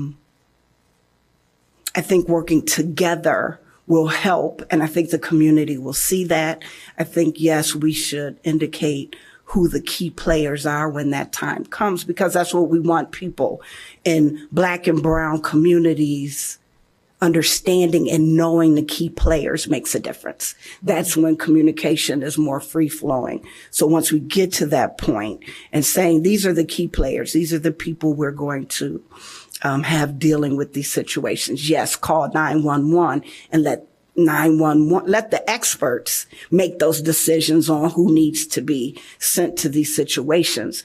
But again, I am very excited about it. I think this is an excellent move. And I think we have competent people already, and the people that we will hire will fall into that competency. So I'm very excited about this. I'm happy we moved this way. And thank you all for, again, the work that I have seen, the boots on the ground that I have seen. So thank you. So if I can just make just one response. The reason why I think that this is a vital program is because law enforcement has their way, and an alternative community response has its way.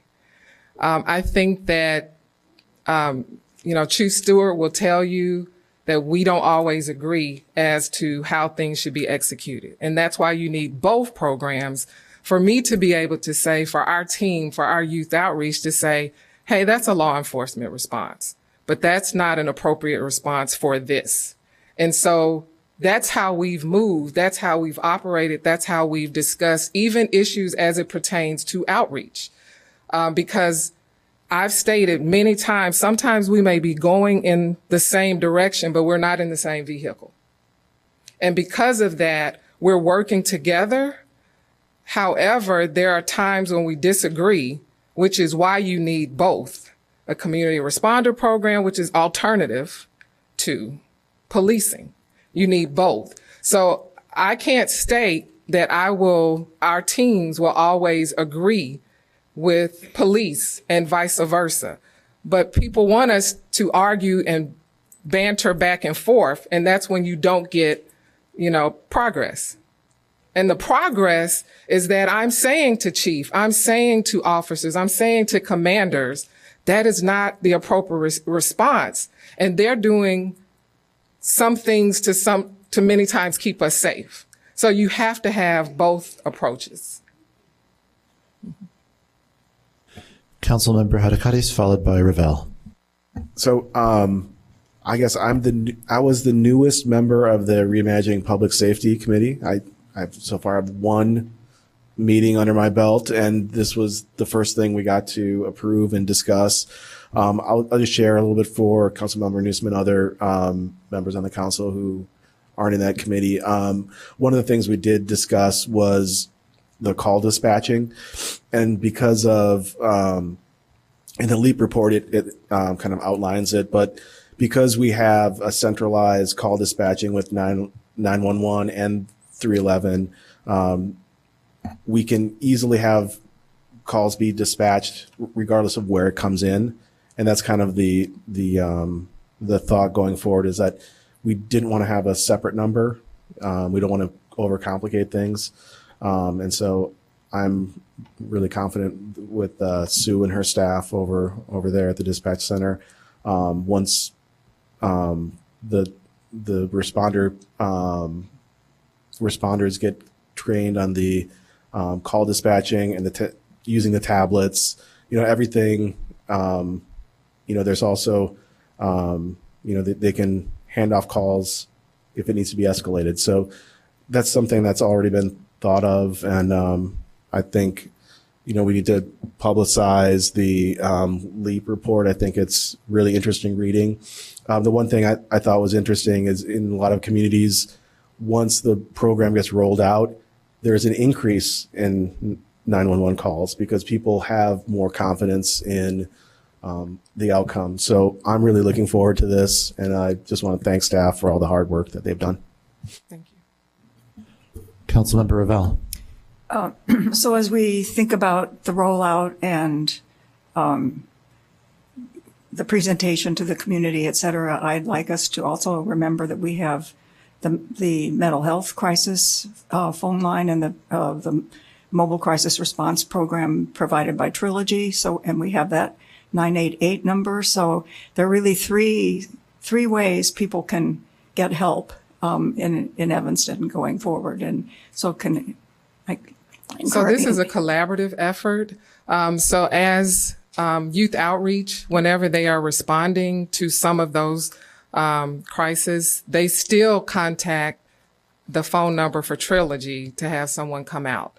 And so a part of this is a collaborative effort, as we also understand there are times when a community responder might appear at a scene, and then law enforcement may also have to come. Right. That also means that soft handoffs to our Health and Human Services Department when it's something related to domestic violence and there is, victim services would need to be contacted. Mm-hmm. We also understand that there's a lot of case management that goes with this, and there might need to be a handoff to Connections for the Homeless, the Moran Center, you name it. That's why we have several different entities in this memo that say this work is not capable of existing in a vacuum. Right. We would have to work with all of the entities and more in the coming months to roll out the program. Yeah, and I appreciate that. It's just I want to make sure that our community as a whole knows that there's this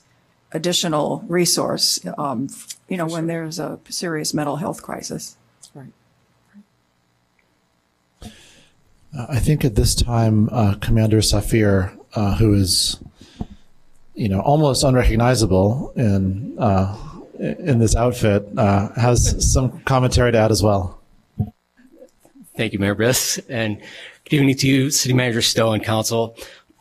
As a representative of the Evanston Police Department, I did want to come up to speak to Council to just affirm our support of this program.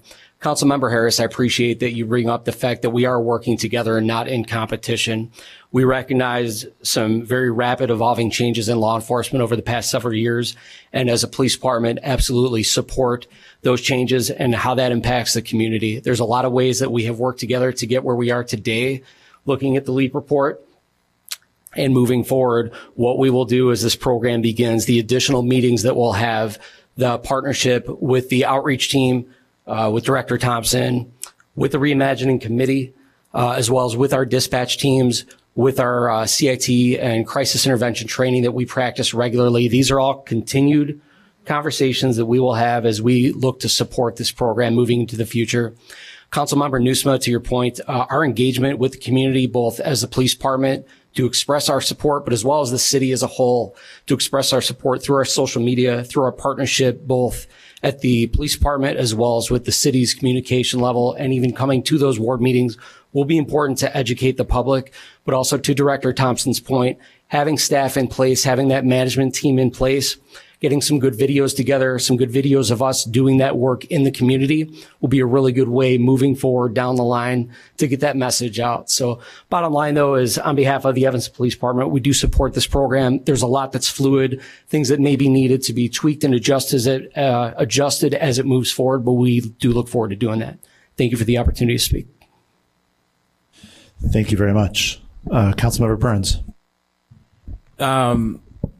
First thing, I just want to know what direction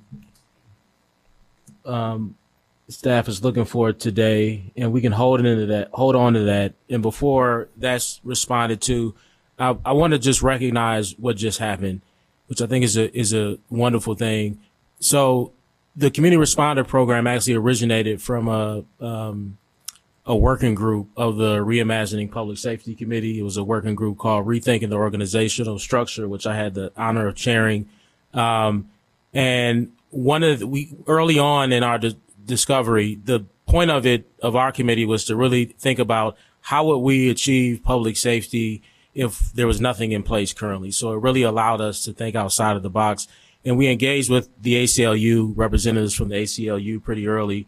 And as they were telling us about similar efforts in other places, they were saying that those local law enforcements had an opposite, in some of the places had an opposite reaction than what we just received today. They actually came out and opposed it.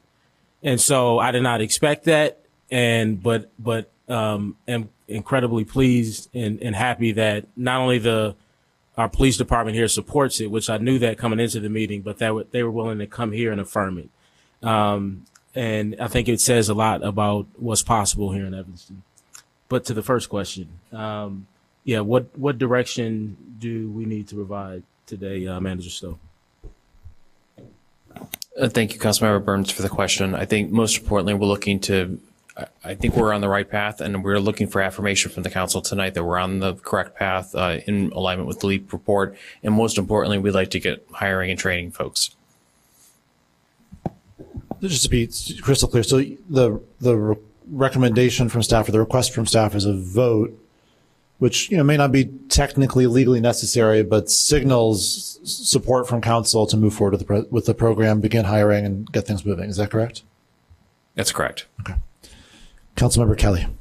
Thank you. Thank you for all your great work on this. This is very exciting. I would just ask, in terms of the director for the program, and a bit to Councilmember Ravel's point, it would be nice if there was some sort of coordinated, if that could be a director to help coordinate all of our outreach, and not just this one specific program.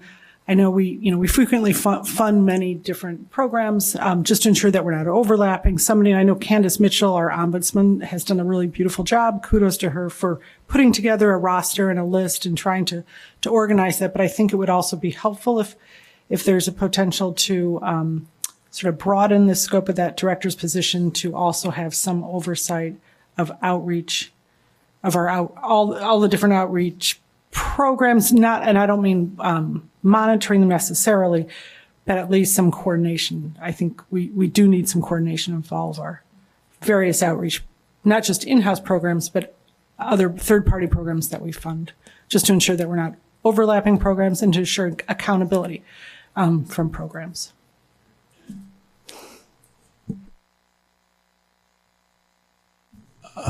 At this time, no one is asking to speak for a first time, except with one exception. So I'm going to do what I shouldn't do too often and just speak myself, because I just wanted to say thank you. I think this is a really exciting moment. I want to call out Rachel Williams, our Remanaging Public Safety Coordinator, who's done remarkable work to bring us to this point in partnership with the Parks and Rec Department and the Police Department. And this is a big moment. It's the fulfillment of something that a lot of us up here have talked about for a long time. And I think we're doing it right. There are a lot of ways to do this wrong, frankly, right? One way that does it wrong is big promises and sort of unreliable execution. We're avoiding that. One way that does this wrong is that pits the community responders against the police and creates a competition rather than a collaboration. We're avoiding that. But I would respectfully suggest another way to do it wrong is to put it under the police department's roof. I think it's important and healthy for it to be outside of that roof. We're avoiding that pitfall as well. And what we're doing is setting something up that fundamentally is about providing services, especially safety services, in a way that is sensitive, that's appropriate, and where the person providing the service is best tailored to the need of the individual who requested the service. So I think this is a big moment. I think Councilmember Newsom makes an important point. We're going to have to do a lot of communication. I don't think, ordinarily the votes that we take in this room aren't necessarily the way that people learn about things. We've got plenty of work to do on the grassroots level to make sure that word gets out. But I think it's going to be, we're going to have the wind at our backs because I think the community is going to be really interested in sharing these ideas with friends and neighbors, because I think this is really consistent with what our community is looking for. So I just want to say thank you. We now return to second cracks, beginning with Councilmember Reid, who's got 3 minutes and 40 seconds left. Yeah, very quick here. One, I'll also add my kudos to Ms. Williams, who Evanston resident, and taking this on. I think that's also a good part of this process. And I'll second everything the mayor said, but I do want to reinforce, I said this at committee, I didn't say this earlier. I do have, while I'm excited about this, I do have reservations about the fact that we're not providing the 24-hour service as was recommended by LEAP. I do think without that we are potentially not setting the program up to be as successful as it could be, and potentially that could harm the results that we're looking for without fully funding. And so, I don't recall if it was in the Reimagining Public Safety packet, but I don't know if there was a cost estimate. If we did want to do the full 24 hours, I think it's just something for the body to look at and consider just as we move forward with this. I also would like to recommend, and Mr. Mayor, if you can maybe provide some guidance. I don't know if this is now out of the hands of Reimagining Public Safety. I would suggest that, as we're working on this, I think Human Services might be a good place to check in every so often to continue to have that public conversation. But I don't know if you see Reimagining as a better place with its 7 vacancies as listed. Yeah, no, exactly. I think the Human Services Committee is exactly the right place, given the first of all, the fact that you've got 5 council members there, and given the kind of consistent cadence of the committee, not just existing and meeting, but also focusing on questions of public safety and justice. So I agree with that. Okay. And I don't think that needs to be a motion. I think the director and I'm chair now, so we can have you come over the next few months to check in with us. That is it. Thank you. Continue with second cracks. Councilmember Newsom with 45 seconds left. Thank you. I guess I'll keep it quick. Just to reiterate, I love the proposal. I love the direction we're going. A lot of hard work, a lot of intentional hard work, and some serendipity led us to where we are. I don't want to hold up progress based on my belief that there should have been more meat in the memo. What you need is a vote to hire staff. I'm prepared to vote to allow you that authority. If the plan is for this this project to kind of be regularly presented at Human Services, I would just make a request that at the first such meeting, that the presentation you make, kind of connect the two dots of all of the input that was received from the various stakeholders over here.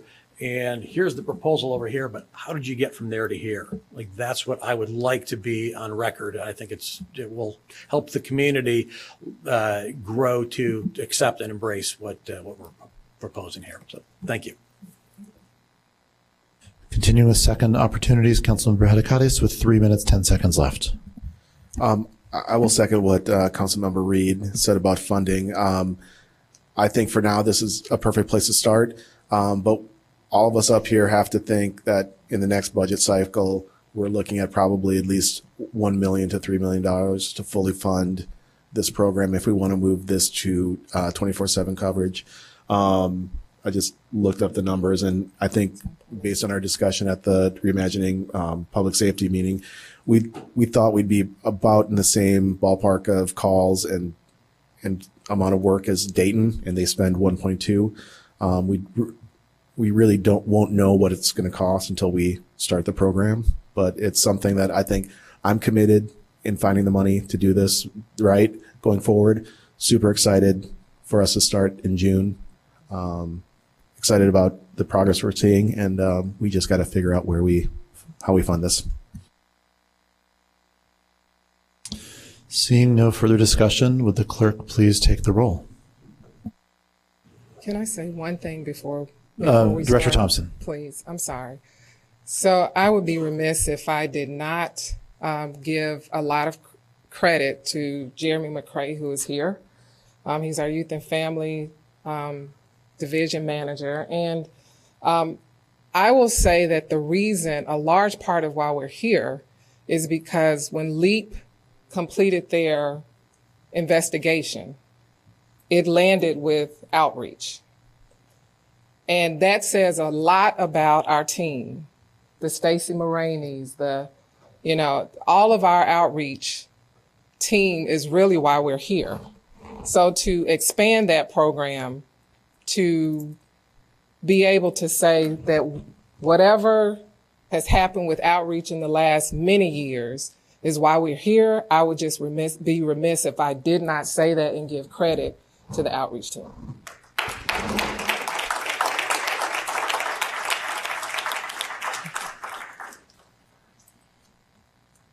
As typically happens when someone starts praising Jeremy, everyone's light goes on. Still no one is asking to speak for the first time, so for a second crack, we go to Councilmember Harris with 2.5 minutes left. I'll make it very short. I agree. I have seen your team at work, again, Dempster and Dodge, when we had the storm where it was freezing and we opened Gibbs Morrison. I went over there. The team was there. They care. And that's what people want to know. That's what Evanston is about, not all this other stuff we have going on right now. Evanstonians care about each other, regardless of if we're that or not. And so that's what would make a program like this work, is the care. And I've seen it, again, firsthand with our residents, those that are had the least to give and have nothing to give in return. I've seen your team come in and say, no, you have a lot to give, who you are, what you bring. That changes attitudes, that changes hearts, and that is what we need more of in this community. Y'all need to come talk to a whole bunch of people in Evanston right now. So again, I've seen it firsthand, and it really will make a difference. So thank you. Thank you, Jeremy. Amen to that. Seeing no further discussion, would the clerk please take the roll? Councilmember Reid. That was an aye. Councilmember Hadakaris. Aye. Councilmember Kelly. Aye. Councilmember Harris. Yes. Councilmember Nguyen. Aye. Councilmember Newsma. Aye. Councilmember Burns. Aye. Councilmember Sufferton. Aye. Councilmember Ravel. Aye. With 9 voting in favor and 0 voting against, the motion carries. The program is approved. Thank you, and we look forward to working closely with you on this really exciting initiative. I'm now going to call for a brief interlude and just sort of grovel for a hot second. It is never appropriate to kind of make a mistake on the agenda. It is doubly never appropriate to make a mistake on the agenda when it involves making respected community leaders sit and wait. And it's really particularly outrageous to do that when they're here to give you a check. Because of all the hullabaloo that happened earlier, we left something very, very important off the agenda. Evanston Own It has been in existence since the spike of violence that happened now, we're getting north of 10 years ago. A collaboration of faith leaders in this community that bring communities together, that do critical work around safety, around youth engagement, and that just act as a key temple for our communal life here in Evanston. And one thing they do is, in recognition of the importance of employment as a step toward violence prevention, is raise funds each year to support the Mayor's Youth Summer Employment Program. And with us this evening to present and speak about that work, we have from Evanston Own It, Pastor Dillard and Pastor Scott. And I just want to say thank you so much for the pivotal work you do in the community. And also, I want to be clear, I'm really embarrassed that you had to sit and wait like that, but cannot say how much the support that you provide means to youth across this community. Well, good evening, Mr. Mayor, to City Manager Stowe, Madam Clerk, and to this esteemed City Council, and specifically to the Alderman of the ward that I live in, leading the 5th Ward, Alderman Burns. Thank you for the apology, but it is not necessary. Certainly, the business of this city is always of interest and importance to each of us. So absolutely not a problem at all. I think before I give our official presentation, it's really appropriate that I express to the beautiful souls of Jewish descent what was experienced here tonight was absolutely disgusting and deplorable. And as an African-American Christian pastor in this community, I want to say to you all, you guys have our prayers. And I am so sorry for the tremendously disgusting things that were said tonight and have been said recently. I just think it's appropriate to say that. And I wanted to do that as I sat here, nauseated at such deplorable behavior on Zoom. I am Pastor Monte Dillard, Senior. As stated, I serve as a senior pastor of the First Church of God Christian Life Center in Evanston. Our congregation has served this community for 113 years. I am accompanied by the co-chair of Evanston Own It, Pastor Deborah Scott, our big sister church, Ebenezer African Methodist Episcopal Church, which has been here much longer than us at 142 years. And we are also joined by our treasurer, Ms. Lou Halliburton. She and her husband are the proprietors of one of the 2 African-American funeral homes here in our community, the Halliburton Funeral Home. And we represent Evanston Own It. As stated by Honorable Mayor Biss, just about a decade ago, we were called together by who many call our former alderman. I call her our forever alderman, Alderman Dolores Holmes, in a response to some tremendous challenges that we were experiencing in our city, particularly in the 5th Ward and 2nd Ward. And from it was birthed Evanston Own It. To those of you who have additional interest, you can visit us at evanstonownit.org. We set out with mission and purpose, and 2 elements of that purpose were that we would contribute in significant ways to prevent further youth harm, as well as the prevention of community deterioration. And there have been many things that we have done to contribute to that. However, what brings us here tonight is it has been our custom for many years. This particular vision is a vision of our former co-chair and former pastor of Friendship Missionary Baptist Church, the late Pastor Zolly Webb, who also served for several decades as an employee of the city of Evanston. And he had a heart's desire that the efforts that would be done by the city would be further supplemented by Evanston Own It, so that the individuals who are in our community, our young people, would have more opportunities as we would be able to give. We are thoroughly impressed, and I think the timing of this tonight, though not planned, is divine, thoroughly impressed with Director Audrey Thompson, Parks and Rec, specifically the Youth and Young Adult Division. We had her visit a meeting recently and give us some updates on how our contributions have been used for youth and young adults transitioning to full adulthood. And we are thrilled to continue to support their work. So tonight, Evanston Own It comes with a check for $10,000 as a donation to the Parks and Rec, specifically Youth and Young Adult Division, that Director Thompson oversees. $9,000 of which is used for the Youth and Young Adult Services, and we always earmark $1,000 each year that it may be given to the Officer and the Gentleman program. Our inaugural gift was given in these chambers on July 27, 2015. That gift began with $13,500, and to date, this $10,000 will make our total gifts to date $78,000. Thank you all so much for the fantastic work you're doing, and we appreciate the opportunity.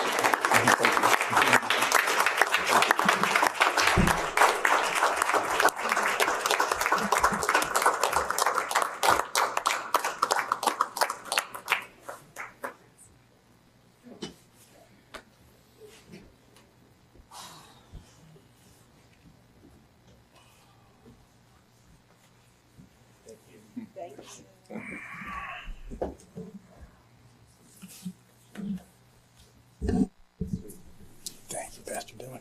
Nice to see you.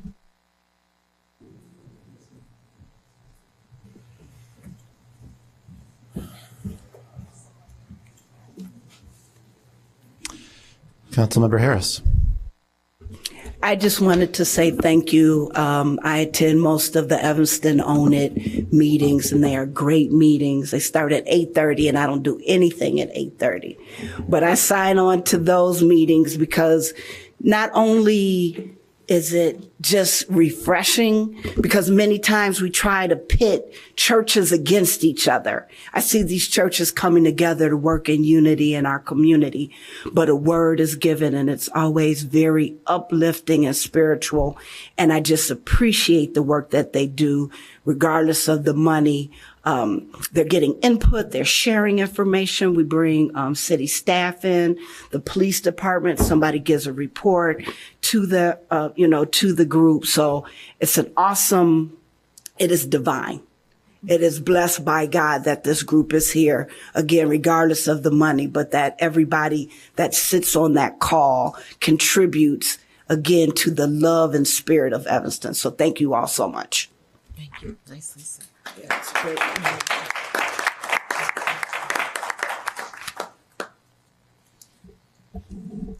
Thank you once again.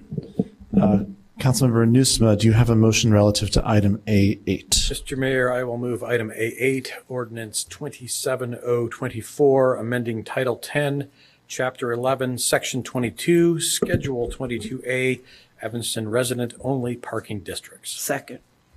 Councilmember Nusma moves introduction of ordinance 27-0-24. Councilmember Harris seconds. Councilmember Nguyen. Yes, thank you, Mr. Mayor. These changes that are here, proposed here for parking regulations in the third ward are important, but I would like to move to hold this right now because I need to gather more information about the construction project on Chicago Avenue. Someone would give me a second. I'll second the motion. Councilmember Nguyen moves to hold this item. Councilmember Nusma seconds. Seeing that the motion has been made and seconded, the item will be held and will appear for introduction on the next regular City Council agenda, which is to be held on March 11th. This brings us to item P1. Councilmember Revelle, do you have a motion you care to make on items P1 or P2? I do. And I'm going to look for guidance. P1 and P2 kind of travel together. And so can I introduce them both together? Yeah. Okay. So P1, I move approval of ordinance 19-0-24, approving a text amendment amending regulations for efficiency homes. And I move ordinance 18-0-24, approving a special use with zoning relief for an efficiency home development at 1915-17 Grant Street in the R3 two-family residential district. That's a motion. Second. Okay. Councilmember Revelle moves passage of ordinances 18-0-24 and 19-0-24. Councilmember Reid seconds. Okay. And then I would like Councilmember Revelle. Sorry, yes. I'd like to move to refer these two items back to Planning and Development to allow the residents an opportunity to make a formal presentation about the project. Second. Councilmember Revelle moves that ordinances 18-0-24 and 19-0-24 be referred back to the Planning and Development Committee. Councilmember Reid seconds. Just for the future, I don't think the first motion was necessary. I think you could have just done the second motion, but there's no harm. So, is there any discussion? Councilmember Reid, followed by Kelly. Yes, I seconded the motion to refer it back. But can you explain why you want to refer it back and what the community wants to present? Because I did hear a lot about bankruptcy and financial issues. Is that what it? Go ahead. The residents have made individual public comments, both at Planning and Development and then again here tonight. But they felt they needed an opportunity to really make a formal presentation that laid out in a more coherent fashion their concerns about the project and what they were hoping the council would do or not do. So it's really to finally have a formal presentation from the residents as opposed to individuals speaking individually. Okay. I want to say two things. One, if in fact the crux of the issue is that this company has faced bankruptcy or someone affiliated with the developer has faced bankruptcy, is the city making an investment in this property? No, it's not. Okay. And given that the city isn't making an investment in the property, and maybe residents can reach out to me between now and next time, just explain to me the relevance of their past bankruptcy. If the city's not investing, I think that, while I'm not the most giddy capitalist, but I do think our norms say that private property, someone buys the property, they're able to make decisions around it. I'm also really excited about this property. I remember as we were sworn in, I spoke to things I was looking forward to working with individual members on. And while this is not in Melissa's ward, it's in your ward, this is missing middle housing. And this is what we desperately need in our city.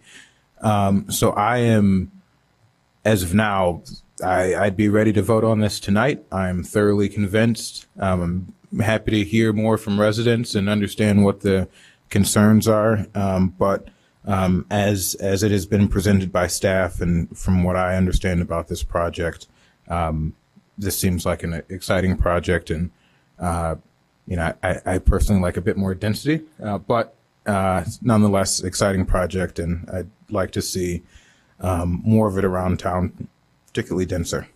Thank you. Councilmember Kelly, followed by Nusma.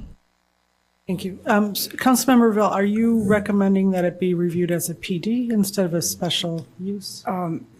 At this, the recommendation is that it go back to Planning and Development. We would hear a formal presentation from the residents, and then the committee could discuss any aspect of the proposal as we wished, but not specifically. That could be one topic, whether it should be a planned development instead of a special use, but that's not necessarily the part of the motion. Okay, so you're not recommending, because I still maintain, again, I agree. I think the idea of a pocket neighborhood could be wonderful for our city, but it merits the oversight and scrutiny of a planned development. So, I'll support having go back to P&D, but I think it really needs to go back to the Land Use Commission as a PD, so that they are provided with all the information, so that they can do due diligence and make, expert recommendation back up to us. So that's all. Thank you. Councilmember Nusma. Thank you, Mr. Mayor. I will echo what Councilmember Reid said, I'm ready to move forward with this project. And if the vote were tonight to move forward with this project, that's how I would vote. Having said that, since this is new, this is a change for Evanston, a little bit more conversation can't hurt. And I'll support this going back to P&D so we can have another chance to share information and hopefully convince some of the neighbors that we're doing the right thing here. I'm also reflecting on this and some of the parallels I see, although it's a different situation, but in the Fourth Ward, we had a controversial proposal about a year ago with the Margarita Inn. And there were a lot of neighbors who vehemently objected to the Margarita Inn, who have subsequently quietly pulled me aside and said, you know what, Jonathan, it's actually not such a bad thing after all. So that's another element that I'm kind of keeping in mind as well. Thanks.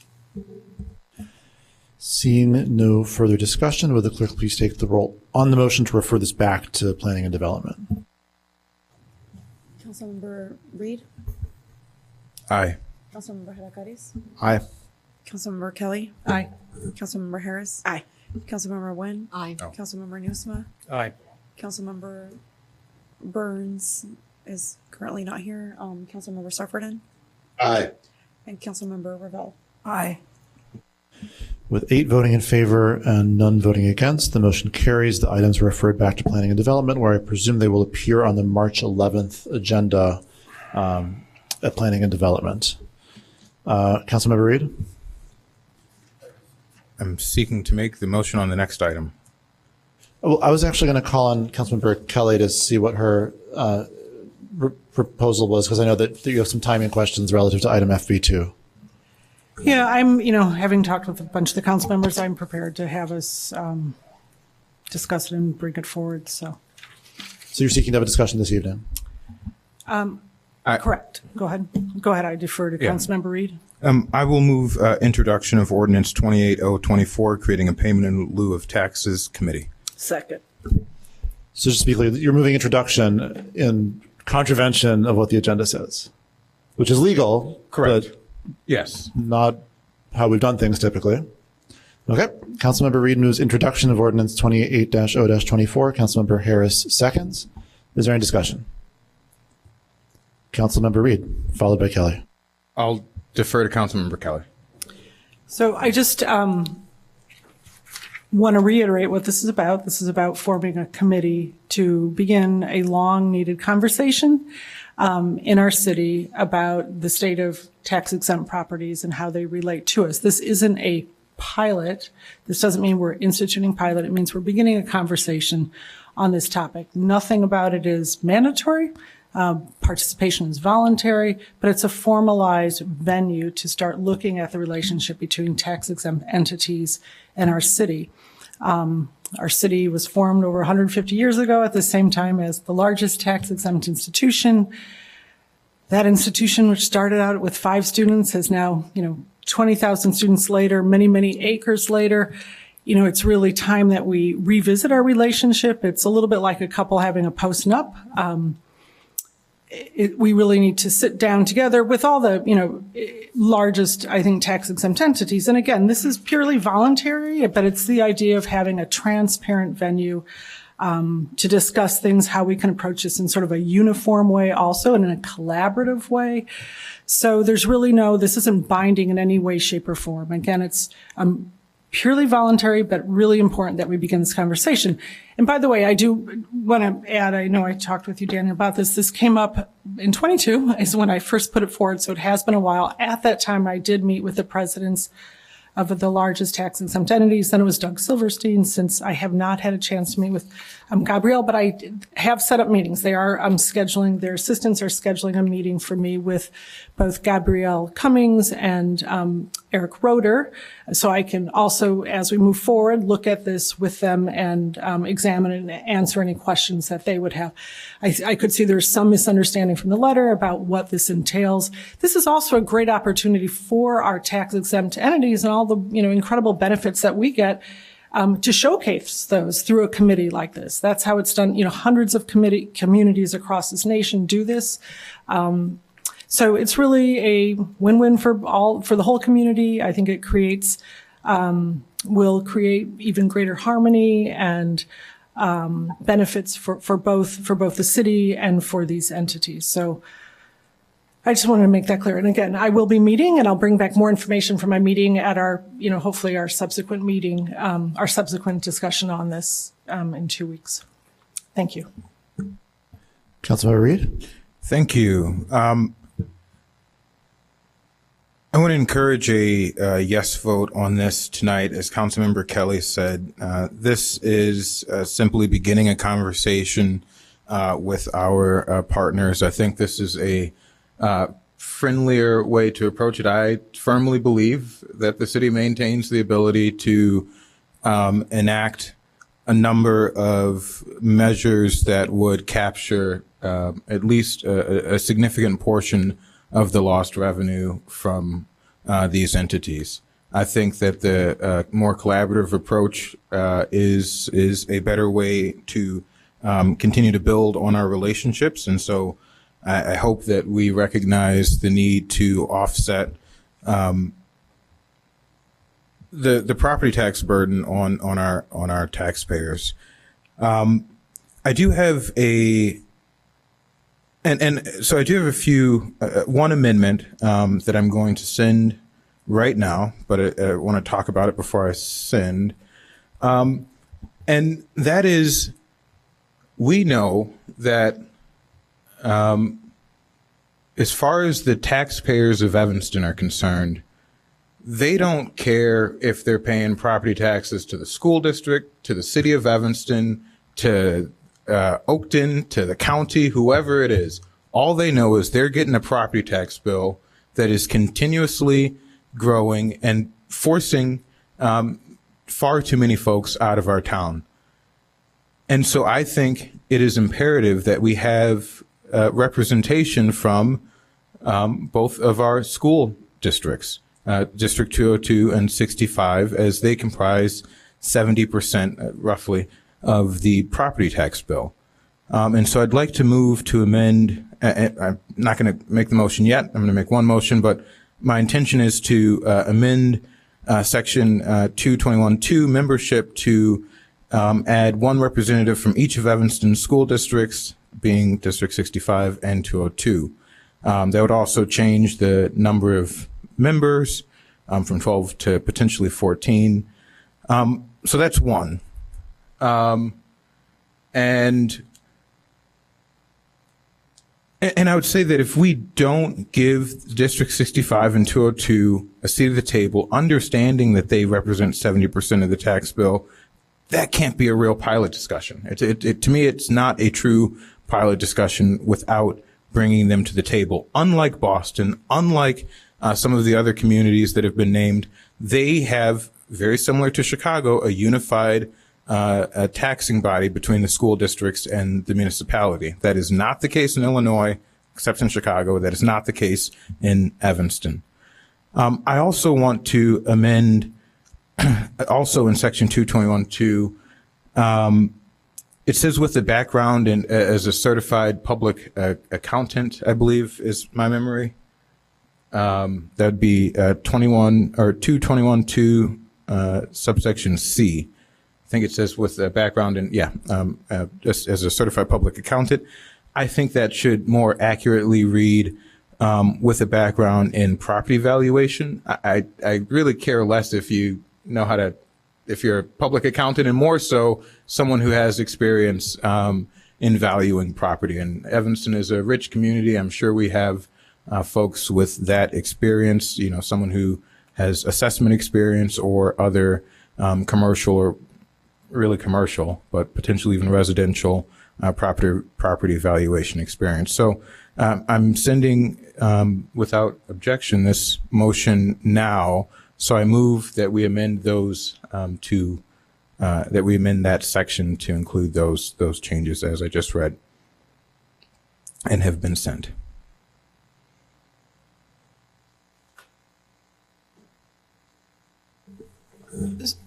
May I ask a question about that? It would have to be a second. It seems like the motion Well, fails for I'll lack. second.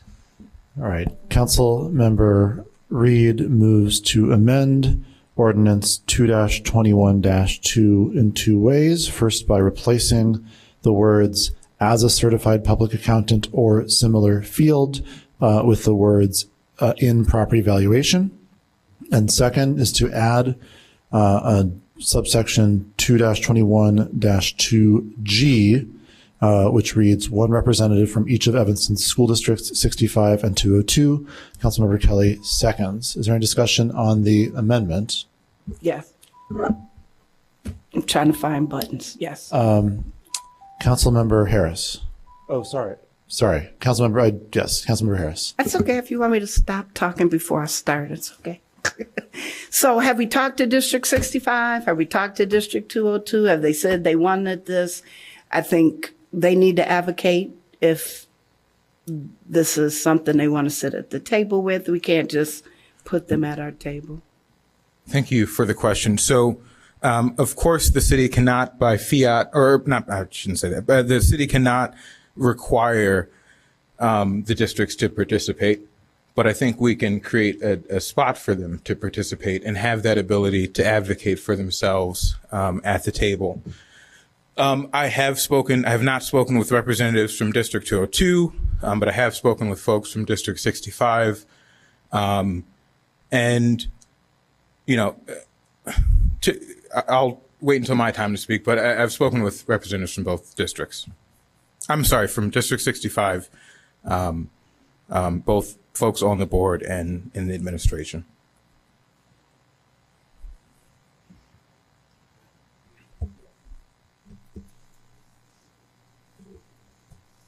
I mean, I'll just quickly, if I could, weigh in here and say I'm a little mindful, I guess I would say, of the lesson the community would draw from having an item on the agenda for discussion and then a vote. I think these questions about what various stakeholders think, I think, are relevant, and it's harder to get an answer if the item was posted for discussion, which gives me a little bit of concern. Councilmember Nusma? Yeah, thank you, Mr. Mayor. I share that same concern. I'm going to vote in favor of this amendment because if this does move forward, I would like those institutions to be represented on this committee.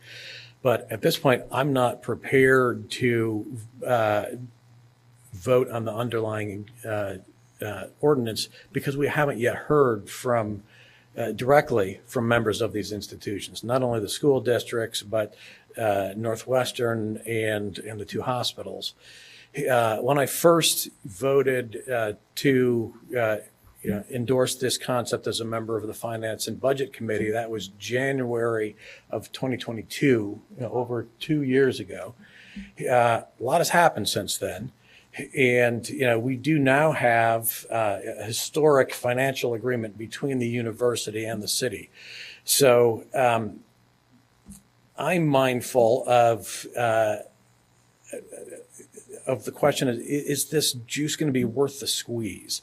Or is this, if this does move forward, even with voluntary compliance, is this just going to be a performative process, the end result of which will be nothing really changes? And so that's a concern I have moving forward. And for that reason, I would really like to hear from representatives of the institutions that we would like to bring into this discussion, knowing that it's voluntary for them to participate in this process. And it's certainly voluntary for them to commit to doing anything financially to the city. I would like to hear more from those partners before I am prepared to move this forward. Councilmember Revelle, followed by Burns. Well, we have heard from our two hospitals, and Endeavor tells us, for example, that every year on charity care they spend roughly $10 million, and Ascension St. Francis spends almost $21 million on charity care. So they, and then they provide many other benefits in the community, and so they feel they are already contributing significantly to the community, and they are in their letter to us. They are saying that that it's a discussion of pilots is not only unwarranted given our significant contributions to the community and the local economy, but it also comes at a perilous time for our institutions, because they do also in their letter discuss the challenges they're having in terms of staffing and finances and stuff, so on. So the ordinance seems like, these are people who are going to be meeting monthly. This is a heavy time commitment for this effort. A point of order. The motion on I just want to remind us, the motion on the floor is the amendment and so I think you share Councilmember Nusma's view on this, potentially. It's a fair point. The motion on the floor is an amendment, the motion was made by Councilmember Reid and seconded by Councilmember Kelly to add the school districts and replace the CPA with a property valuationist. But Councilmember Revelle, go ahead. You have the floor. I apologize. My comment was for later in the discussion. Councilmember Burns. I think mine too. Then let's just time out. Then, does anybody want to speak to the amendment, or shall we vote on the amendment and do away with this confusion? I want to give in queue for the next round, but just a quick comment on this point. I think we all know that, or we may not all know, but I think schools stand to benefit the most from these type of agreements, and I don't see why they would not be thrilled to sit on this committee. So I don't need, and if they don't want to, certainly they don't have to, but I don't necessarily need that endorsement at this point. I think they'd be happy to participate in these conversations, so I will support the amendment. Will the clerk please take the roll on the motion to amend the ordinance? Councilmember Reid? Aye. Councilmember Hadakaris is not in the room. Councilmember Kelly? Aye. Councilmember Harris? Reluctantly, aye. Councilmember Nguyen? Aye. Councilmember Nusma? Aye. Councilmember Burns? Aye. Councilmember Sufferton? Aye. Councilmember Revelle? Aye. With 8 voting in favor and none voting against, the motion carries and the ordinance is amended. At this time, no one is asking to speak for a first time, so we go back to second opportunities, beginning with Councilmember Kelly with 2.5 minutes left. Thank you. I also forgot to mention, thank you very much. We have with us the Director of Legal and Ethics and the person who oversees special properties with the Assessor's Office, Christina Lynch, is online in case we have any questions. Thank you so much for being here. Because one of the, something else about this important conversation, where we would invite these members who could come or not and hopefully would participate and be collaborative in this discussion.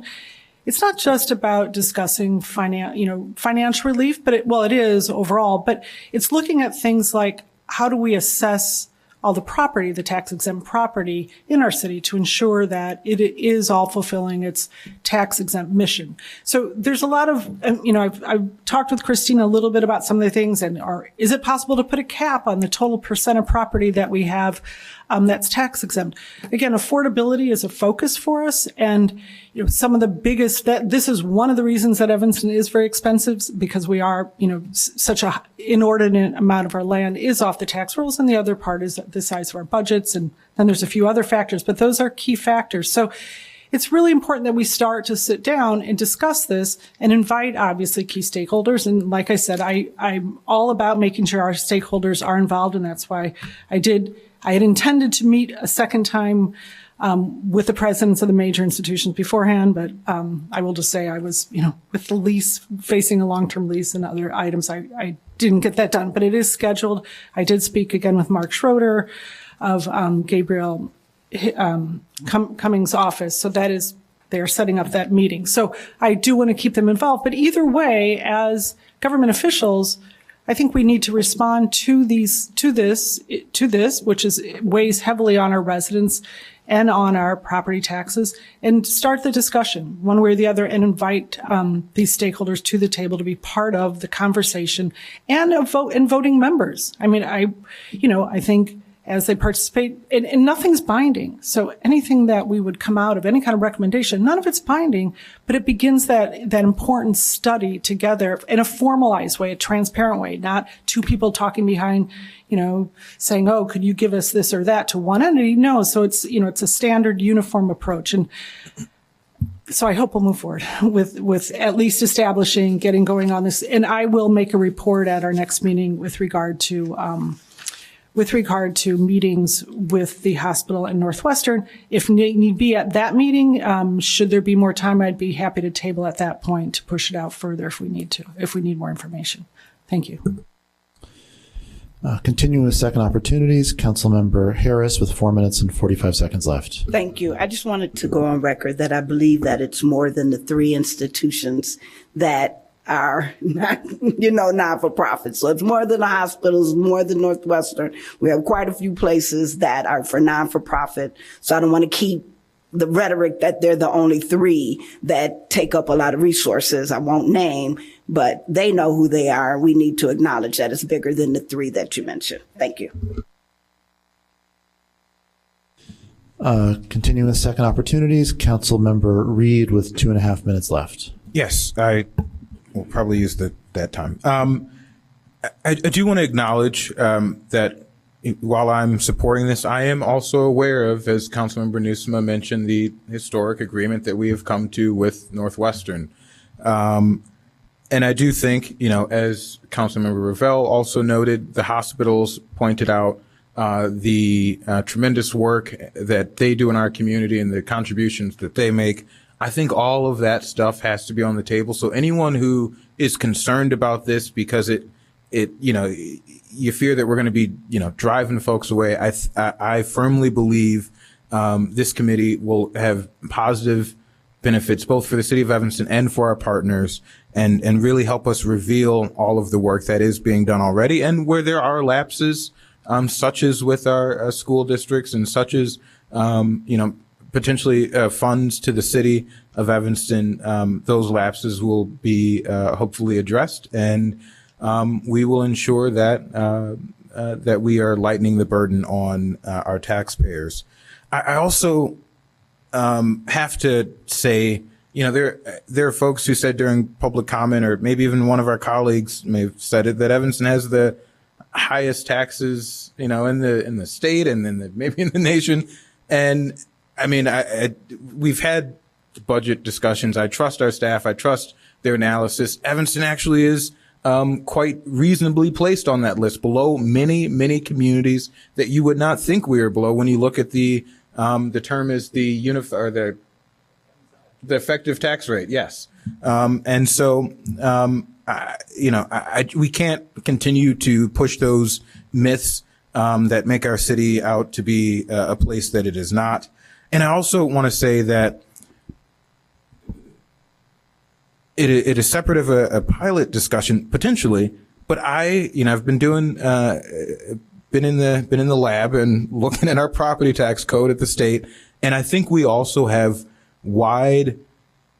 potential wide powers through our home rule authority to make adjustments to certain portions of the property tax code that could also help us shift the burden. I'm not saying that we could make Northwestern pay property taxes necessarily through this, but we could ensure that our property tax code overall is fairer. And I do think that either, maybe through this process or separate to this process, but along the same track, we should look at all of the tools that we have at our disposal to control the property tax burden that we're placing on residents and ensure the city is collecting the resources it needs to do the work of the people. So thank you, and that is it.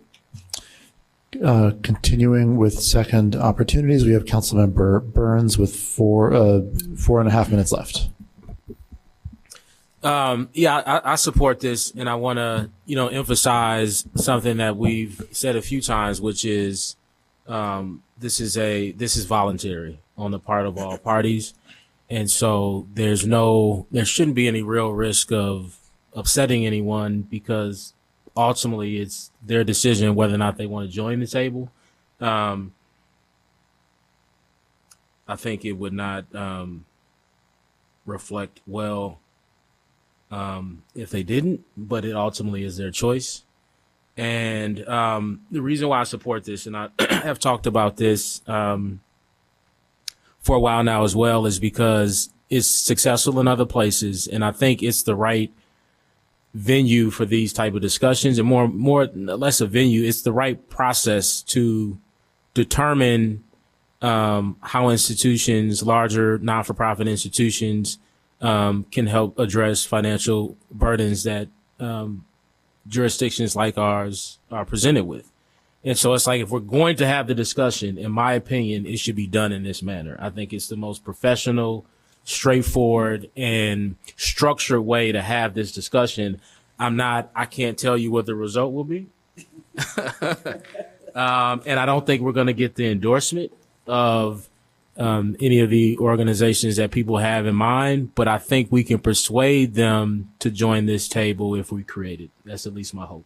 That's all, Mayor. Thank you. Councilmember Nguyen. Yes, thank you, Mr. Mayor. I am struggling with this decision. I think certainly in all the time I've been up here, I've learned a lot about pilots, and I was here during the referendum to try and shame Northwestern into contributing to the city's coffers, and it didn't work. And so I am of two minds. I'm supportive of this concept if it would work, but I also don't want to do something that's just going to be a futile gesture. So I haven't made up my mind yet, but that's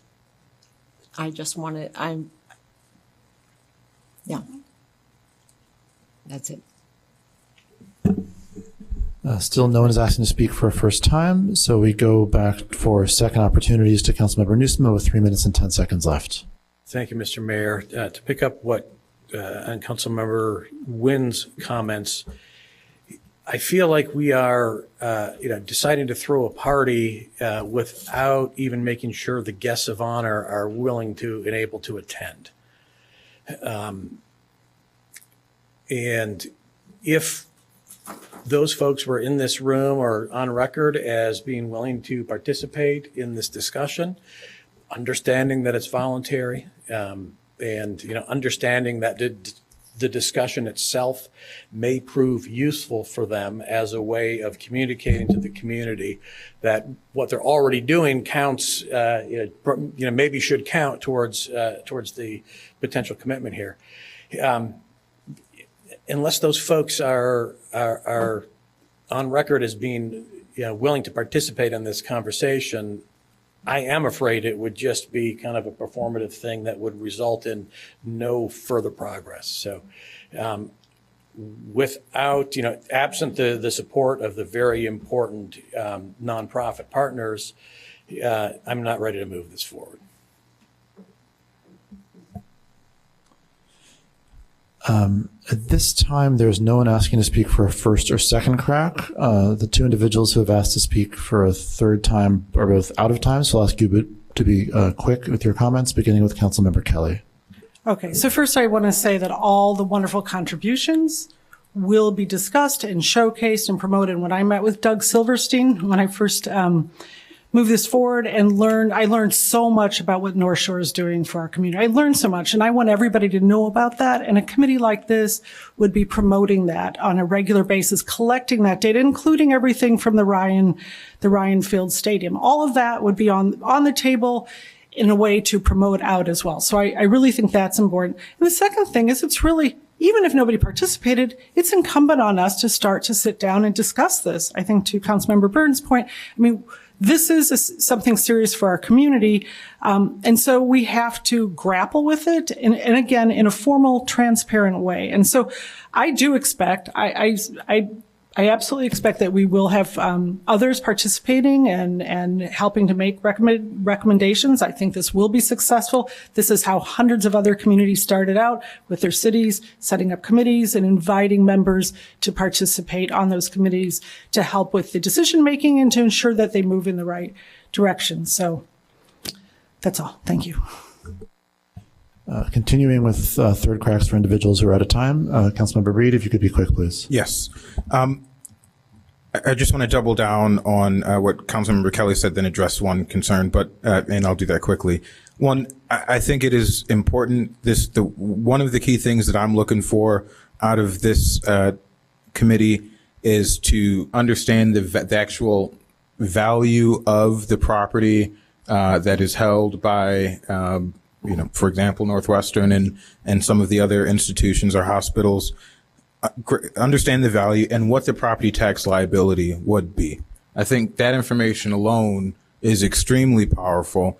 And then my main point here, particularly to Councilmember Nguyen and Councilmember Newsome and whoever else feels as if they're unsure and is really hinging that or tying that feeling to an assumption that this could be a futile effort. And I think that's a genuine concern. And I would share that concern if it were not for the fact that the city of Evanston is a home rule municipality and we have the power to implement all sorts of fees and fines on these institutions that would amount to what we'd likely get out of a pilot agreement. I mean, whether it be a parking surcharge on Northwestern for their game days, whether it be fire utility service fees. And these are things that other communities are doing already, not just in other states across the nation, but in Illinois, here nearby. And so so anyone who feels that way, understand that we're not just we're going in with honey, but we also, we're speaking softly, but we're also carrying a big stick. Because we have that ability, I don't think that this will be futile, and I think, I think that at the end of the day, we'll be able to get something meaningful done, whether it's voluntary or not. At this time, no one else is seeking recognition. I do want to stress that we're about to take a vote on an item that was noticed for discussion only, and again, that's something that would weigh heavily on me if I were in a position of voting. Will the clerk please take the roll? Councilmember Reid. Point of order on that point, if that's fine with I certainly agree that it has been our practice in many cases to stick with the disposition that was listed on the agenda. But for example, earlier in APW, we changed the disposition of an item because it was incorrectly listed, or it didn't fit what the committee thought our duty should be, and this council also followed that same action. And so we did it once tonight. I think it makes sense for us to do it here, especially when we've been waiting on this for years and years. And this is no longer a point of order. All right. Okay. Thank you. Will the clerk please take the roll? Councilmember Reid. Aye. Councilmember Kelly. Aye. Councilmember Harris. Aye. Councilmember Nguyen. Aye. Councilmember Newsome. No. Councilmember Burns. Aye. Councilmember Sufferton. Aye. Councilmember Ravel. No. With 6 voting in favor and 2 voting against, the motion carries, and ordinance 28-0-24 as amended will be on the March 11th agenda for action. This brings us now to call the wards. Councilmember Reid. Ward meeting this Thursday, joint ward meeting with the 5th Ward. We'll be discussing a number of topics that have gone out in the newsletter and potentially even changes to the council rules for public comment. One more thing, I received a letter today from a resident about motorcycle incident that took place in the 8th Ward a few weeks ago where a young man, 40 some odd, I think 46 years old, the gentleman was killed riding his motorcycle when a vehicle made a U-turn. Evanston prides itself, this wasn't a pedestrian fatality, but Evanston prides itself on keeping traffic fatalities and particularly pedestrian even traffic fatalities at zero or very low. And we've done, our city staff has done a lot of work to make our streets safer. This particular resident, and I've observed this, pointed out that this particular, where this accident happened, is not the best designed intersection because parking is going all the way, is extended potentially too far, creating blind spots. I think there are things, I've shared this with staff. There may be a funding request coming down the line, but I think when we have zones that are clear, creating clear hazards where someone has lost their life, I think it is incumbent upon us to try to make some kind of a change in the configuration where possible, where necessary, where we can determine that it may have been a contributing factor.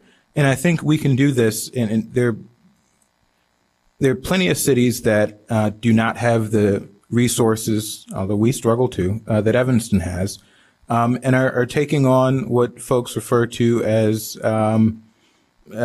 in some cases, tactical urbanism, where, and usually that's seen as residents taking it on themselves. But I think the city, in conjunction with residents, can help residents in the city itself take actions that are lower cost, and sometimes just putting paint on the ground and creating a bump out through paint is better than nothing. And so I just want to put this on our radar. And I think Evanston can be a community that continues to lead in preventing both pedestrian and traffic fatalities, full stop. And I think that really should be a part of our goals. So thank you. Councilmember Hadakaris. I just want to announce that 9th Ward office hours will be at Reprise Roasters on March 8th from 9 o'clock till 10:30. Hope to see you there. Councilmember Kelly. No report. Councilmember Harris. Thank you so much. So I'm happy to be back. I was in New Zealand. I had quite a few people wonder if I was ill. I was in New Zealand, coming back to Evanston for the past 2.5 weeks. As our esteemed mayor mentioned, it's Black History Month, and I wanted to say I practice Black History Month every month of the year, 365, and I'm happy that the city has taken on some really good programming, even though I did unfortunately miss it being out of the country. I'm appreciative of that. I'm also appreciative of Carter G. Woodson creating the week. As many people laughed about it being a week and a month, now we see many other months that are celebrated because of this courageous man taking this on before it was even really considered. Tonight was hard, and I got to see part of what happened Thursday as I traveled back from a 14-hour flight from New Zealand to LA, and I was disappointed. And I don't know if I was disappointed in Evanston, if the people that are creating the discord are even from Evanston. Sometimes they're not. And then this evening, we had to deal with it again. And I'm not uncomfortable with uncomfortableness. I was born April 1st. So everything's a joke. Everything is contentious. But this is not the Evanston that I know. This is not even the Evanston that I appreciate. It has become hostile. It has become dangerous. I am afraid for people. I'm not afraid for myself, because if you know me, you're not going to run up on me. But I'm afraid for my residents. I'm afraid for my community, that we are angry, that we are being hostile, and we're not dealing with this in appropriate ways, because we can disagree without being disagreeable. And there's a poem, and I took some liberties with it, but I want to read it. And it was called First They Came. And I took some liberties with it, though, so let me say that right now. First they came for the Native Americans, and you didn't speak out because you weren't Native American. Then they came for blacks, African Americans. I consider myself black. And you didn't speak out because you weren't black. Then they came for the Jews. No one spoke out who wasn't Jewish. Then they came for the Palestinians, and people who weren't Palestinian didn't say anything. But when they come for you, whoever that you is, there will be no one left to speak for you if we don't stand together. We are becoming individuals, and that's not the Evanston that I know. That's not the Evanston I appreciate. That's not the Evanston that I pay my tax dollars for, or that I sit up here for. So I'm hoping that we will do better and be better and protect one another, not just our own interests, but the interests of our neighbors, because if your neighbor's house burns down, yours might too. So if you're not helping your neighbor put that fire out, your house might be next. And I hope that we really think about that when we go forward. Thank you. Councilmember Wynn. Thank you, Councilmember Harris. The next Third Ward office hours are Thursday, March 7th at Brothers K, as always, from 7:30 till 9:30 in the morning. Thank you. Councilmember Nusma. Thank you, Mr. Mayor. Welcome home, Councilmember Harris, who ran into some Fourth Ward residents in New Zealand. I sure did. Small We took a world. picture. I have a picture. You can't get away from Evanston.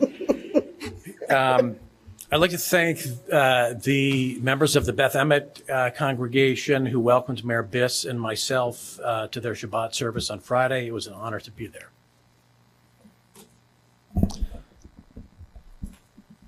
Councilmember Burns.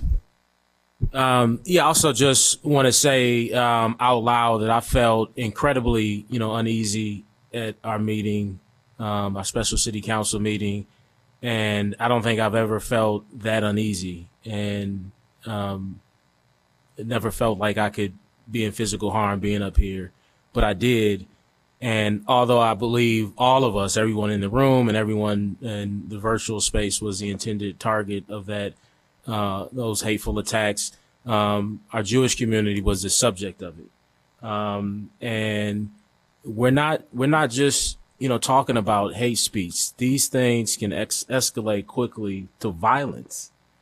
And we need to respond to it with not just with statements, but with the full force of this government.